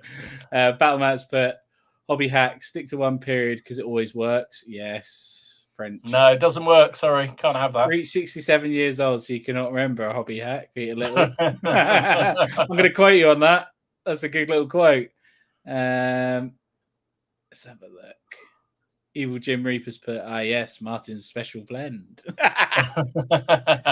Yes, he has got a very special blend. Let me just quickly 2 seconds. Yeah, remove the. Oh, there he is. There he is. He's back. There's actually, I just checked it. I had no idea what happened there. Everything seems to be fine. No one. There's nothing else on the internet except me. So I'm just going to blame BT. Fair enough. I like that. I like that a lot. There's always beautiful companies like. I'm not going to mention them because I can't be affiliated with them while I'm not there. But there's another company that's directly opposite them. No. I apologise for that. I'm not entirely sure what happened. I just went and checked the router, but everything's fine on the router. So again, we just started going through some more things. Yorkshire Dragoon, sorry, but buy your own blend of mine. I tried doing that once, but I actually told Laura that I was going to use the blender, and she told me to. Oh, don't do that. Was the word "fuck off"? And when she found out I put soil and stones in the oven, she wasn't best pleased. Well, I told you my story where I nearly set the house on fire by doing that. So yes, on that? Make sure you clear out any wooden bits and bobs out of that when you're burning it in the oven. Yes. Not good. Not good. It took about a week to get rid of the smell from the house. Oh no! I know. Oh, I've just seen Carter. Yeah, that's it. Steve's here in spirit. That's why. That's what's happened. I think it'll just be one of those things like where they're just updating stuff because like I say, ever since I got the stuff sorted, that's never happened. Batman said, was that the Franco-Prussian range? Yes, that was. But also, you're going to have those lovely new looking Perry miniatures as well to bolster that range at some point in the very near future as well. Exactly. That's exactly it. And we all know how much we love the Love the Perry miniatures. So yeah, they're definitely going to be part of my life moving forward. Definitely. Well, there's some good stuff there. There's definitely things on there that I hadn't thought about. So no, that's been really interesting. But I think it's time that we did a little bit of we've got a bit of wargaming news. I'm just having a look at everything we've got here. So we should have a theme tune for this, shouldn't we? Well, yeah, we don't. You have to get a little video in, but no, definitely. Battle Mat. It's called Eagle of Empires. Is the range? Yeah, that's what he was asking. Enjoy buying it because you're going to go look at it and put it in your cart. Yeah, and I was just going to quickly so we can catch up on the comments before we do the news. Otherwise, we're going to be miles behind. Just quickly, there's just a couple of things. Do you remember I asked that question about people saying if they started anything? I saw something to do with you there, Martin. I had to pick that out. Where is it gone? Where's it gone? Damn it, this thing's moving so quick. Oh, there you go. I might have started Wars of the Roses because of Martin, although I was already leaning that way. Dead man's hand from Martin. Yeah. No, Ken, Martin. He got me on that one too. Yeah. You've made Miller start War of the Roses and Lord of the Rings. I didn't make him start War of the okay, maybe I did. That's how I got to know him. He messaged me asking me a question about War of the Roses and liveries and that, and I ended up just chatting with him. To be fair to him, though, he got me into pike and shot, so that's his fault. Yeah, there you go. Look at those cavalry. Seventh Son painting tutorial. Oh my god! It started German Napoleonic Street. Dom, your fault. John started Napoleonics. It's crazy. Oh, good. Well done. That's what got me into it. Look at that. That's the French machine gun, the Matures or whatever it's called. Oh. That does look nice, doesn't it? Hang on, what's this one? Hang on a minute. What's this one? Nick Games for 100 Years War. Thanks to I don't even play 100. I don't even have 100 Years War. That's kind of me. That's that period. But no, it's nice though when you get to hear that people are sort of interested in it, and that's partly why I started the YouTube channel. Is I wanted to highlight other games, things like Dead Man's Hand, which I thought deserved far more exposure than they could. I did consider SPQ after Dom's fantastic endorsement. Oh my God. He wants, and then Carl G definitely wants to get into Napoleonic or back into Napoleonics because of us guys. That's definitely nice to hear. Hades log on for this evening from Leslie. She's off, mate. They're not even on. She was on, and then she left it ages ago. So no, I'm just going to firmly put the blame for that on BT and not take any responsibility. Decktan, another hobby hack I've nicked off Martin. Yes, I actually forgot about that one. Because I just do that. I do that all the time. Just the lightest possible dry brush of deck tan at the end. Yeah. Of pretty much every single thing I do now. Brandon and Livy, good listen to. We're driving around in a fire truck. Where is this fire truck? I need to know now. I know you want to call. The Brush and Quills just popped in. Hello, mate. How are you? Well, what time do you call that? Always. To be fair, like you have to be. I blame Dom for my interest in the Anglo-Saxons. His Normans prompted me to move back in time. Excellent. Right, there we go. Right, so Joshua says they're beautiful. He guess I'm collecting them now. So I've got somebody else now. Sorry. I kept on looking at them, but I'm glad that now the last drunk purchase was not me because I've been carrying that honor for the last 6 months. so now it's been passed. But yeah, we've got a few things sort of wargaming newsy wise. Although my one's gaming, I'm going to chuck my one up first because okay, really quick. Speaking of Lord of the Rings. If I know we've talked about them briefly before, but there is the new Kickstarter for the One Ring role-playing game, which is at the moment, and I backed this within about 10 seconds of seeing it because I was going to ask you this. Can we play this, please? I played the first edition, and this game is amazing, and also I'm in love with the artwork for it. But it's raised over 500,000 in like 3 days. Wow. It really, if people want to, I'm not going to, this is a miniature wargame thing, so I won't spend too long on it, but basically it's to fund the production of the second edition rulebook, which is this one here, and also a really neat starter set, which comes with all these lovely looking, I didn't even realize that was a moving image. when I put it on here. There you go. There we go. With everything that you need to play. So that's on Kickstarter, the One Ring. That made me very excited. I don't even play role-playing, but I think that actually kind of looks interesting. Yeah. Well, it's a very different system from everything else. You have a thing called a fellowship phase, which is like and the action phase. The fellowship phase is basically winter, and it's what you're doing. Like, are you a hobbit tending your garden? Are you out carousing? Are you doing? So what are you doing in your downtime? They play a lot more of that, and it's a lot more of a storytelling thing. But I played the first edition of it, and it was fantastic, and it's been going strong for 10 years. And the company that used to produce it, called was it Green Ronin? Seven Ronin. Anyway, Crucible 7. Sorry, they dropped the license, and this company called Firelocks, they've picked it up. But these guys have also done the Aliens role-playing game, which is basically see how long you can survive before the alien hunts you down. They do a game called Mutant Year Zero. I've got Forbidden Lands. They're a really good company, and also they've got a good track record with Kickstarters and delivering them. But I think even they've been surprised. They wanted £8,000. They've raised, last time I checked, nearly 600,000. Wow. So definitely one to check out if anyone's just after anything a bit different. I mean, I thought it was 6 million last time I looked. No, 600,000. Oh, am I looking in the wrong product? The Swedish money. You might be looking at the Swedish stuff. The Swedish stuff. But there's one on here which Dom, I know you put up, but we've mentioned. Sorry. That's right. I was going to ask you one thing quickly about that before you disappear. Yeah, sure. If it obviously role-playing game and stuff, if we get into this, if we play a game of it, do we all need to have that book, or does one person need to have that? So only one person needs to have that book, although it helps if more people have it. But the Kickstarter, you get a PDF copy of everything, so you can just share it. Oh, that's handy. So and that starter set comes with everything you need anyway. So you can play over the net as well. Yeah. I think they're actually releasing it with digital skins effectively for Tabletop Simulator that you can import in, which I do anyway. So yeah, it's a fan. Really, I just think it looks awesome. We did say it on the Kickstarter, didn't we? We did say we were going to try. Yeah, we did say we were going to do it. We did. I actually looked at a zombie role-playing game I got, and I thought about doing Napoleonic zombies, where people are trying to survive. And the rifleman, how can you get 2 shots a minute? How many rounds a minute can you fire to take out the zombies? But obviously, just a bit of a laugh. But no, it's just something a bit different. If people want to check it out, or they got interest in Lord of the Rings, Miller, then you should go and look at it for definite.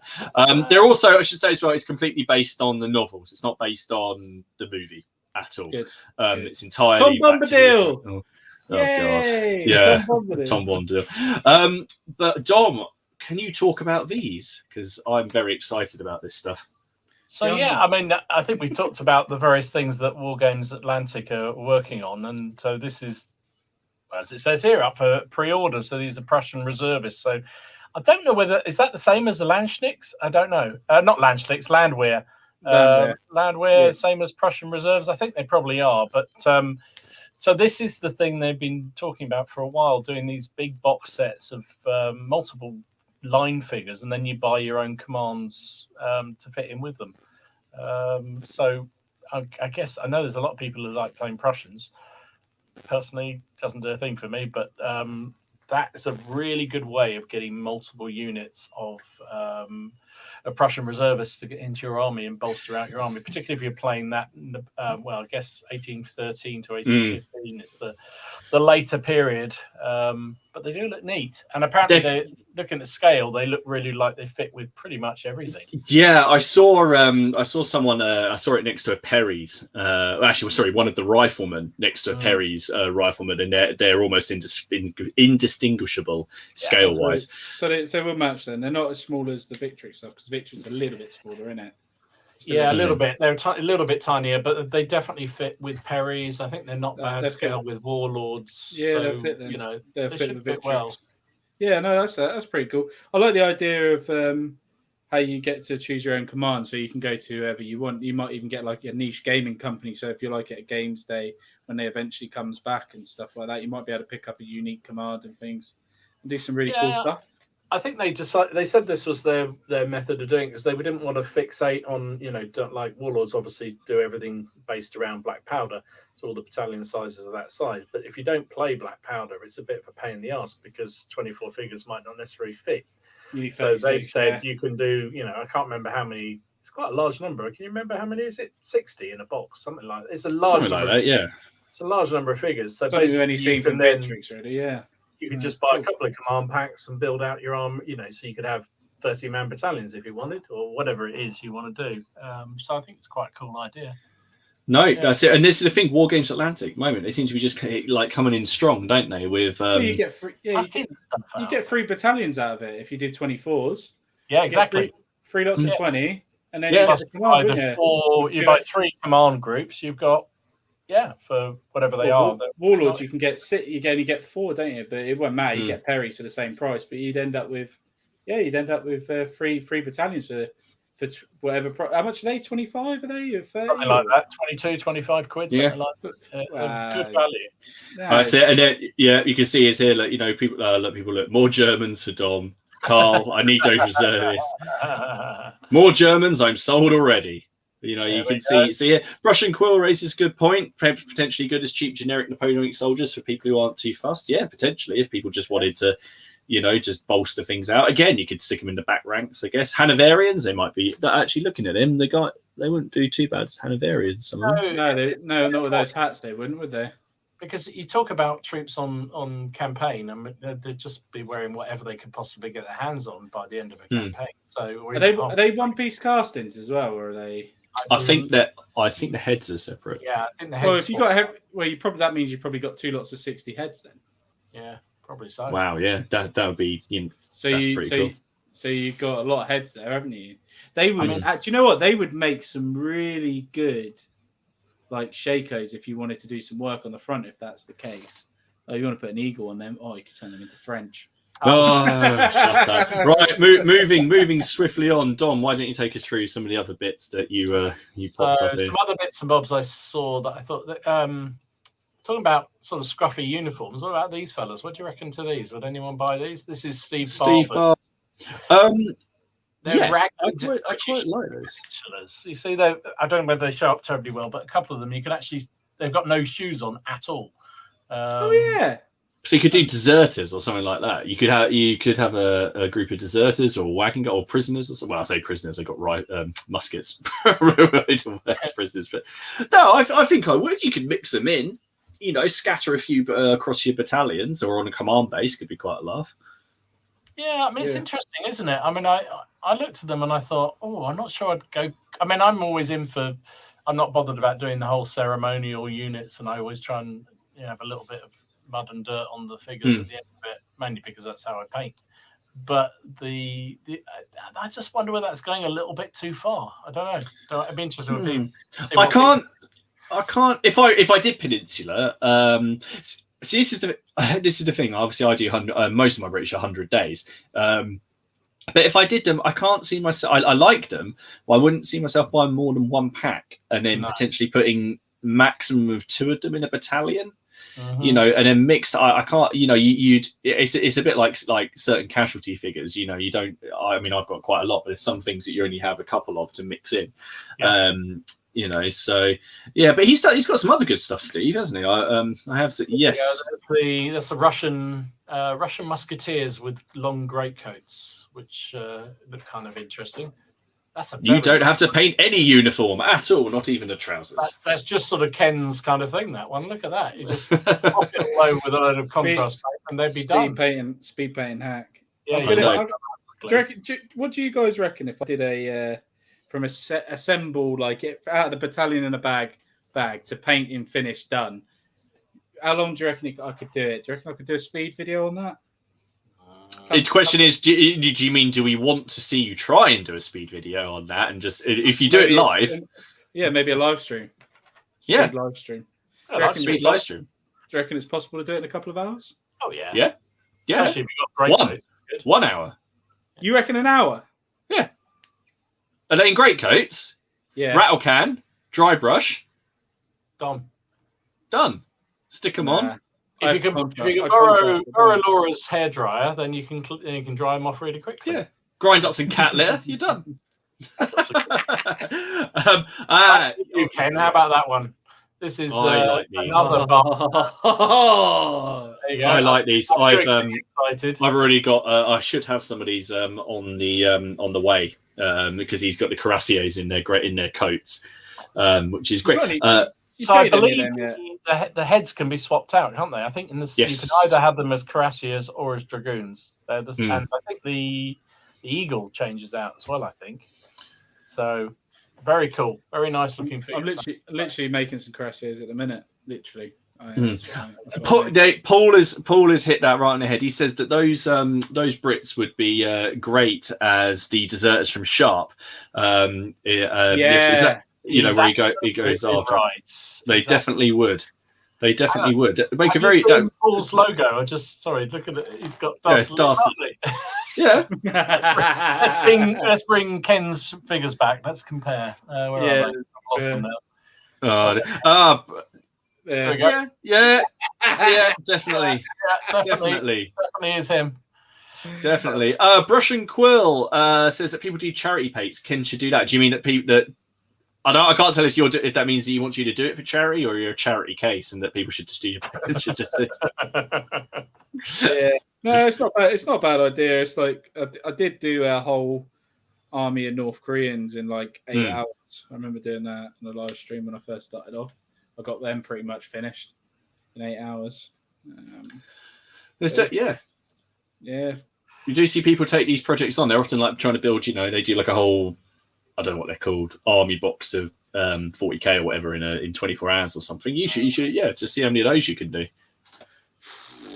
Yeah, I think I'll give it a go. I've got to convince Laura to let me stay up for 24 hours and not piss her off. But yeah, I don't know if you should tell her you should just go for it and then and run the gauntlet.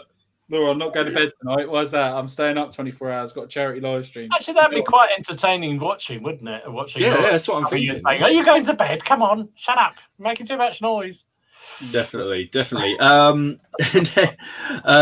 was it? Sorry, I've just lost the. You could do Obadiah from Sharp. Oh, Hakes will. Yeah. Yeah. They would work, couldn't they, for that? Definitely. Yeah. They would. But that's what I mean. Be good for some like scenarios, certain scenarios and things. I think they'd be brilliant. Yeah. And then you put this up.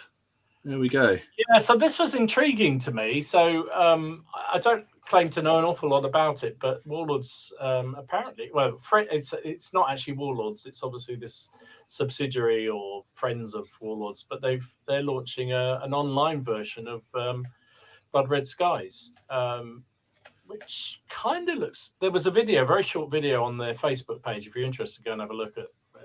It's that one. It's Blood Red Skies Digital Edition. Little short video. So if you play Blood Red Skies, and particularly at the moment, when you can't do any physical gaming in the UK anyway, it kind of looked quite interesting. I've not really got into the game myself, but I thought it was interesting. So they're starting this Kickstarter, which it's 6 days time. So there you go. That's if you're interested, go and check it out. If this does well, prelude to Black Powder. Well, it makes you wonder, doesn't it? I mean, there's certain games that will work really well. Granddad was talking about the rigging on the Black Seas. Maybe that. Cruel Seas, maybe Victrix Seas. All those sort of things would work really well as an online game. With you could do Black Powder, but then you got Tabletop Simulator and that sort of thing for that, haven't you? But should we look at Brush and Quill? Would the online playing still be as warped as the game? I think that's an optional extra in the Kickstarter. I think stretch goal. There you go. Definitely. So I should probably tell you. So we're having a game this week. So there's another Black Powder game happening this week over here. In the next few days, won't be happening tomorrow because obviously I'm over on the on Kaiser's and Modern Advantage stream, but. Mid to end week, there will be we will be having a game. Very cool. I think as well this one because all the last games I've had, all the ones I've had against Haley for quite a big part of it have been quite scenario driven. So I think we're going to just set out the 7 foot by 5 foot table and just bring on brigades and have a flat pitch battle. You've given up with the finesse and you're just going all out. That's it. Yeah, that's it. I did consider putting a because people have. I mean, and again, people. You guys talked about this when you had your bat report, and you said you were doing it a la Martin, but me just throwing stuff on the table. I did consider actually using the army list to build them and actually see what it would come up with, but I think I have this horrible feeling that I'd hate it. And that I can see that what I'd actually managed to put together. I think you would. Honestly, I think you would. Because I don't particularly, so I don't know. Don't know what people think. Shall I use points or shall I just stick with I'll just use whatever we want. I reckon you would make it a bit fairer if you did use points, and I think you'd have more chance of winning because I think you overpoint the British because some of their units, they get those extra bits and bobs. That first fire rule is awesome. It depends, and the 95th Rifles, again, they're very good for what they do. They're quite high points. I think they have more points than the Voltigeurs are for the French. Oh, definitely are. Yeah, they definitely are. Yeah, I think Ken's right. You're actually doing yourself. If you're playing French, you're doing yourself out a lot of points.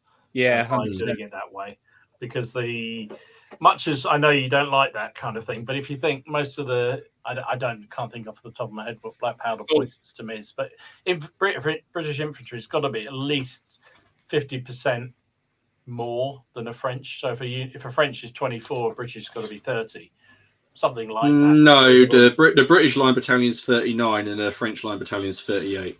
Oh, right, I stand corrected. Wow. A rifle company, a small rifle company, is 48. Mm-hmm. A 36 reliable. One informers to light infantry is 43. So rifles are 5 points more than Voltigeurs. Mm. If you look at something like British Guard, they're very expensive. But yeah, they are. The old Guard are loads. This is what I mean. Yeah, so look, a Guards brigade, a Guards battalion is 62 points, and a Old Guard battalion is 61 points. So there you are. Me and Ken, we're trying to make you feel better and the fact that you'd lost so much, but actually just transpires your shit. Yeah. What about cannon? How many points for a cannon? For a battery, half battery. So a divisional foot artillery for the French is 27. A one for the British. So this is why I don't do this. I start getting quite lost into the. Where's the support here? British is 31. Yeah, so 27 for the French, 31 for the British. There's not a lot in it. But if you work it out, so say you matched it up, say you had, I don't know, 12 units on the table, yeah? Or actually you'd have more, 4, 8, 12, maybe 16, okay? 16, 18 units. You could probably have larger units on the French. So what's the large units on an Old Guard compared to a normal one? Is it 18-point difference? Because I think it's quite. So you could probably make an Old Guard large unit compared to a regular. So but the French cavalry is a lot more expensive than the British cavalry, which is odd because actually some of the British cavalry is so good in black powder. It's weird. And also the commanders. That's what I mean. There's not a lot in it. Yeah, there's not a lot in it. I think bugger it. We'll just go with tried and tested. I'll just throw everything on the table. I will throw it all on the table and see where we get to. Brush and Quill says points isn't very historical. No, I agree. That's why I don't tend to.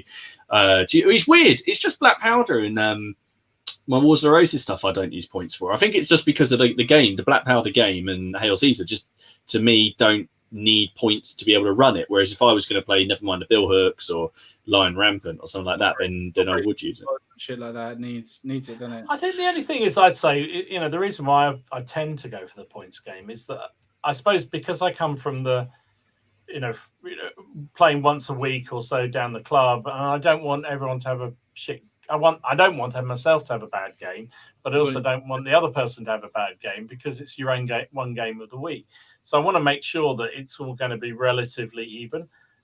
If it's a scenario, that's different because you hope that somebody's play tested it and checked it out and sure it works. But yeah, so I hear what you're saying though. I mean, and certainly just for a fun throwdown and losing to Haley, then I think that's an entirely reasonable thing to do. But what do we think of this? So I can't remember if we talked about this. I know we talked about it among ourselves, but the 6 mil game, Samurai game that me and Dom have bought into has a very interesting way. So you of selecting the armies, which is you both pick a starting number of bases. So for example, 10, and then you roll 2d6.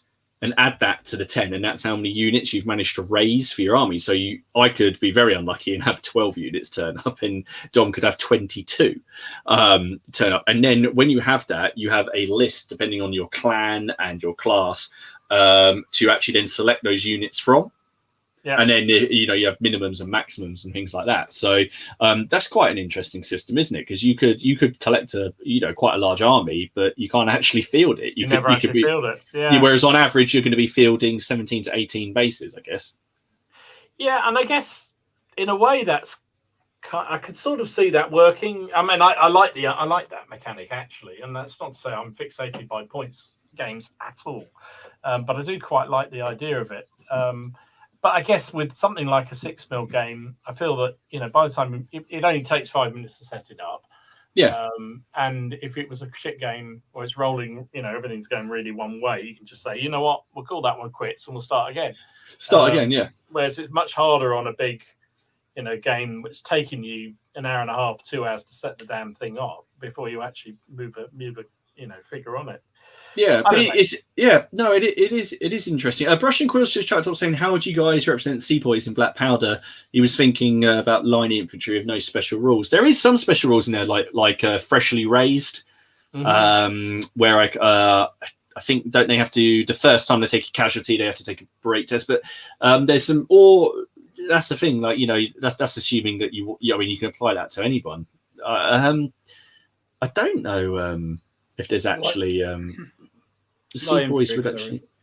I'm trying to think how they actually fought. It's not I don't know a huge amount about, but I think, you could do things like a la Black Powder, Bolt Action, where green troops, when they first time they take a casualty, you roll them up and see whether they become better, worse, or elite. Yeah, suddenly they become born again hard and just start going after them and cutting ears off and things like that. Carl, Ken says you look bored. Sorry, the other way around. Ken, Carl says you look bored. Someone mentioned France quickly. Concentration. He's concentrating. You can see the steam coming out of his ears. His head. I do not want this Caracio's head to go on the pinging across the table. Oh, Dom, I found that 6 mil that went pinging across the room. I found him eventually. Yes, my daughter tried to eat him, so I rescued him. Battle Matt, curses, the Prussian infantry is out of stock for Eagle of Empires. That's because Dom bought it pissed the other night. Yeah, true. Yeah. Jim Reaper says that the mechanic for the 6 mil Banzai game sounds interesting, almost a fog of war. Yeah, I guess it is actually. That's it's actually quite good because I like the sound of it. I mean, a lot of it will depend on how the game plays out. If it really is, very broken as a game, once that. I mean, I guess you have to get one side has to be incredibly lucky, and the other side has to be incredibly unlucky to get that kind of disparity in numbers. It's more likely it's going to be 2 or 3 bases different, in which case it shouldn't make that much difference. But it's a challenge, and that's an interesting thing for a game, right? That's kind of what makes it. It's something new. I mean, we were thinking of our next Wars of the Roses game, whenever that's going to be, because we were talking about, because we've done 2 scenarios for that. We thought about just throwing everything on the board, about taking a bit of inspiration from the Battle of Barnet, where they deployed in the fog, and you didn't know that the armies actually lined up wrong. Because in medieval battles, often, a lot of the time they would line up quite well together, but in that they lined up off center. So the Yorkist right wing overlapped Lancastrians left, but unfortunately on the other end, the Lancastrian right overlapped the Yorkists left. Yeah. So we were just wondering, like, should we just chuck loads of boxes down the middle of the table and just set up, or should we do a sort of you deploy half your army first and then the other half turns up? I don't know. Do people? Do you know what you should do for that? Is Epic does that, mate? They do secret deployment. So you do it on a bit of paper. So you just do you get an A4 bit of paper, so 6x4. You do your side on one bit, so you deploy where you're going to put your units, and then the other guy does the same, and you just do it blind, and then you both go bang. That's what we're going to do. So you'll see what he does at the same time as you see what he does, and it all goes down on the table. If you want to get really evil, you can get directional dice out, and then once you've laid all your troops out, then get the directional dice out and move. Oh, yeah, a bit scatter, move them D6. Yeah. Oh, you see, that's interesting actually. That's quite good because I've been because we've sort of, we've made up our own stats for the Wars of the Roses using the guide that's in the book. Yeah. We've also developed sort of individual commanders with their own special rules, like Henry Holland. We've done him. In fact, I can't remember what rule we gave Henry Holland. It was something nasty. I remember you saying it was something about if his men run away. No, I can't remember. But something really evil. And I thought, that's brilliant. Hang on, I've just got it here. We said Henry Holland. Here he is. Henry Holland, Duke of Exeter, strategy rating of 8. He had the best combat bonus because he was a horrible bastard. And the special rules: fear. Exeter's reputation precedes him. Enemy units wishing to charge a unit he is attached to lose their charging bonus. However, units under his control blunder on an 11 or 12. Yeah. Basically, because we so it's just attaching little things like that. But no, we're trying to come up with some like events because I do like games that have like some not a bit like Muskets and Tomahawks where you have not game changing events, but little things that add some situational modifiers. And that is as that did happen in so many games, so many battles. Where fog or something like that. Yeah, I was going to say it's getting that time. Do you want to do the code? Yes, no, that's a very good point. So once again, the plastic crack. I said the plastic plaque. The plastic crack. The Plastic Crack podcast is sponsored by Carl from Mezzers Miniatures, and if you would like to net yourself a lovely 10% discount to go and have a look at those V&V miniatures or the Avon-Post or indeed anything else over there, 75mm stuff. Get the sharp at 10% off. Then here is your code, which is PCP Feb. So there we go. Go and have a look at that. Go over there, fill your basket before Ken, when he lets us know there's a restocking, Ken goes and fills it up. Ken doesn't even have the excuse to be drunk to go and buy it. All this well, I said earlier I wouldn't be buying any more French, and then I realised I've still got 2 flags without unit. So, for goodness sake. Yeah. Oh my goodness. No. So what have we got here? Paul's paint shed. Use blinds, Martin. Allocate units to an on-table marker and have some markers with nothing allocated to them. Move the markers until they come within a distance of each other. See, I watched something the other day where that got said, and that was it's very similar. Anyone who's played Infinity. Basically, that's a system in there where you have 3 markers. If a unit has camouflage, you have 3 markers that you move around, but only one of them actually has the miniature. So you can send someone chasing after a marker, and it turns out not to be them. And all the 6s is just commented. It's funny enough, we're just coming on to saying, has he missed the photos from the Facebook page on everyone's progress? No, we were just about to move on to that. So all the 6s, thank you very much, Phil, bringing that in. And here we go. So I know Dom has been salivating. Oh my God, up to here. So I'm going to palm that over to you, Dom, to put up, because you're the one who's been diligently adding them on. I don't know what your system was on here, so I just went through and grabbed as many pictures as I could find. There is some great stuff on there. I'll show some of these first of all. So this is shameless plug for one of my buddies, Nick. Who I used to game with a lot before he moved up to Malvern. And he always paints beautifully. He's been working on these for a long time. It's Bavarian. I think they're front rank, he said. Really beautiful job he's done with these. I like that.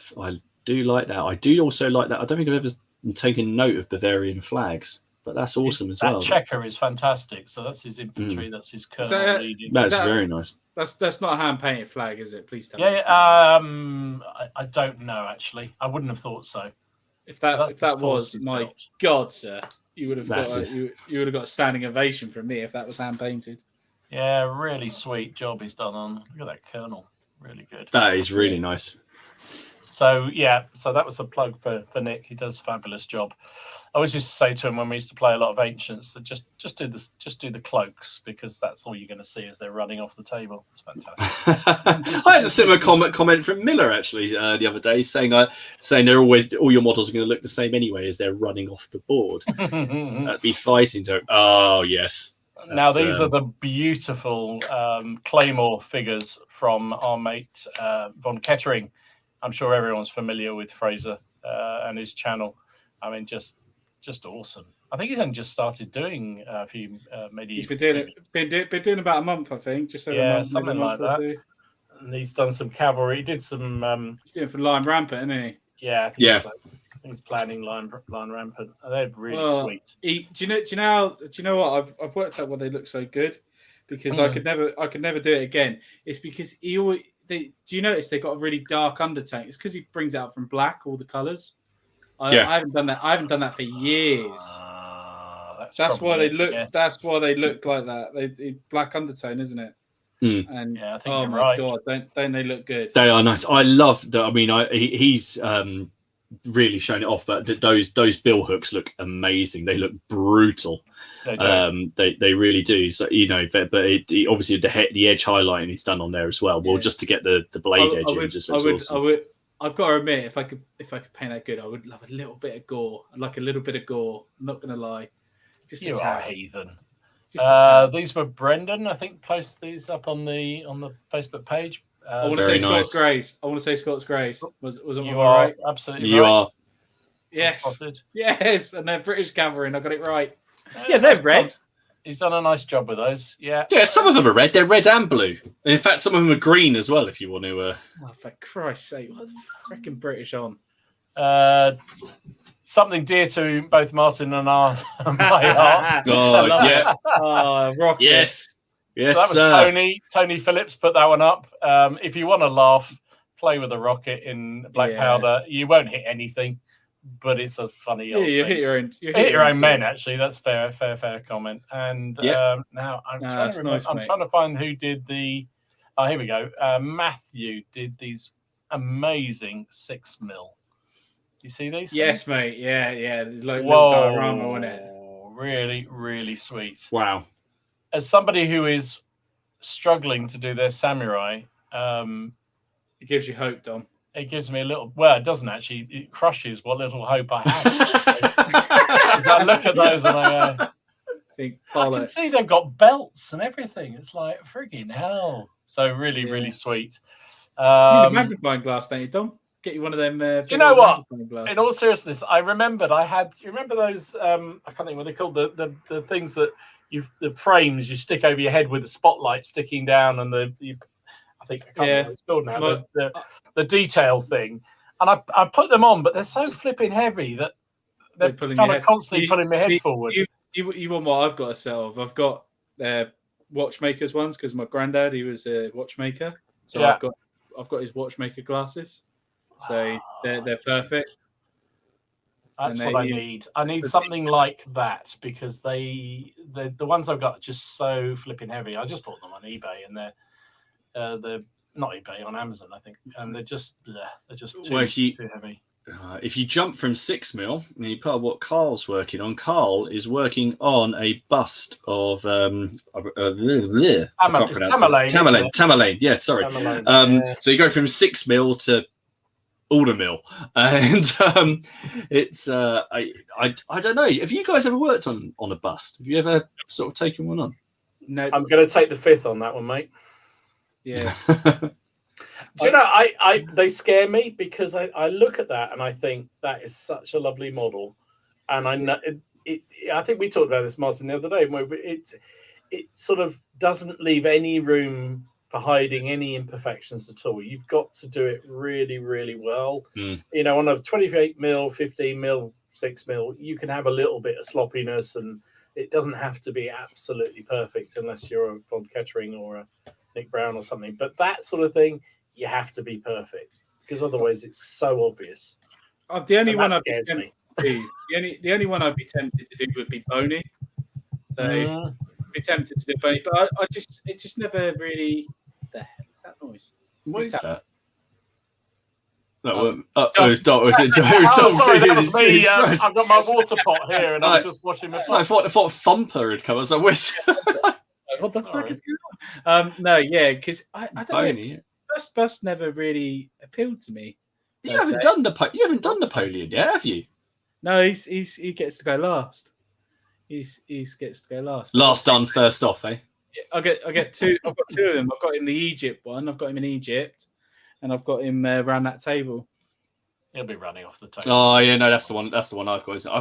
I've got the Russian one. I've got him sitting on that barrel that I used on my turn counter. Not on a barrel. He's on a drum.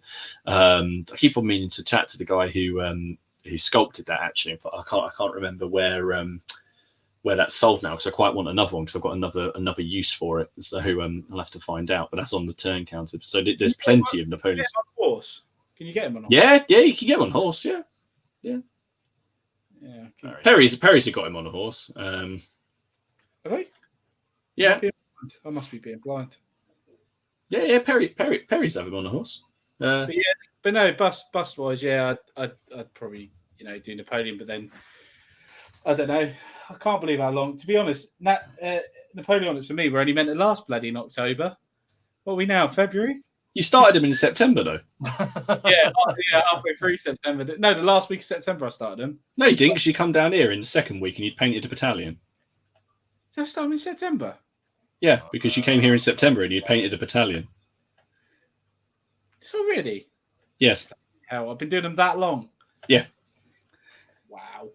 I know, it feels like a lifetime, doesn't it, when you're I'm not even bored. That's what gets me, is I'm not even bored and I'm still doing the You do, it's amazing. Like, but when you that's why it's always worth getting them all out if you've got them on the shelf, having a look at them. Because all mine, I don't have room for all of them now, so they're all. That's why I forget about what I've got, because they're away in boxes, because I just don't have room for them anymore. But it's always worth, because you can actually see, and you can see your army build, which is sort of, if you guys like see behind me, I've got all these. There's probably on these shelves behind me nearly 350 models at the moment, just because I haven't put them into any kind of like storage boxes yet. But it also keeps me motivated to do more, because I just like seeing all the stuff come together. Yeah, it's nice. Was that the last of the pickies? Was it this week or? I think probably it was. We will try and keep putting them up, and if we do miss any, we'll try and get them in the. That was that another load of? Was that Brendan again? I think that was Brendan again. It's more British. More British. Can't have too many British. That's for sure. And that was my Austrian. Oh, they're nice. They're did a nice job with the faces, didn't they, on those?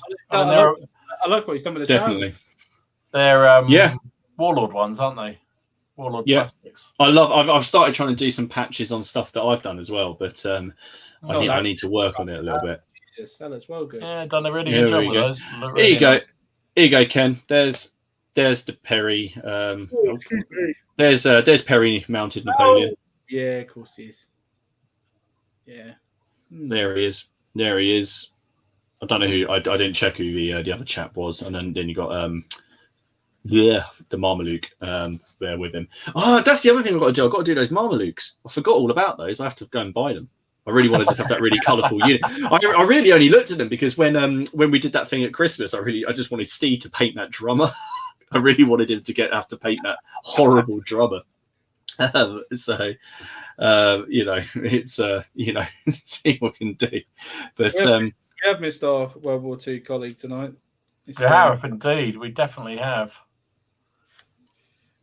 It's been God, Jesus Christ! It's nearly 10 o'clock. Yeah, it is. It is indeed. But so it's to wrap up. But no, I think it's been good. We'll have to. Well, we're not entirely sure who's going to be sort of running this next week, because It's it will be potentially Steve. But you know, we'll Battle Matt says just ordered the starter army from Eagle of Empire and I'm stone cold sober. Good for you. Good for you. At least somebody else is in the same house as me. It does look fantastic, and you get the rules and everything. So good on you, Matt. We can work through it together. Definitely nice one, chaps. Well, on that note, I think it's time to wrap up. So thank you very much for joining in this week, and we'll post up where the next one is going to be on the next for the next podcast. So we will see you all again soon. See you later, guys. So take care, and we'll see you all later. Cheers. Bye. Bye.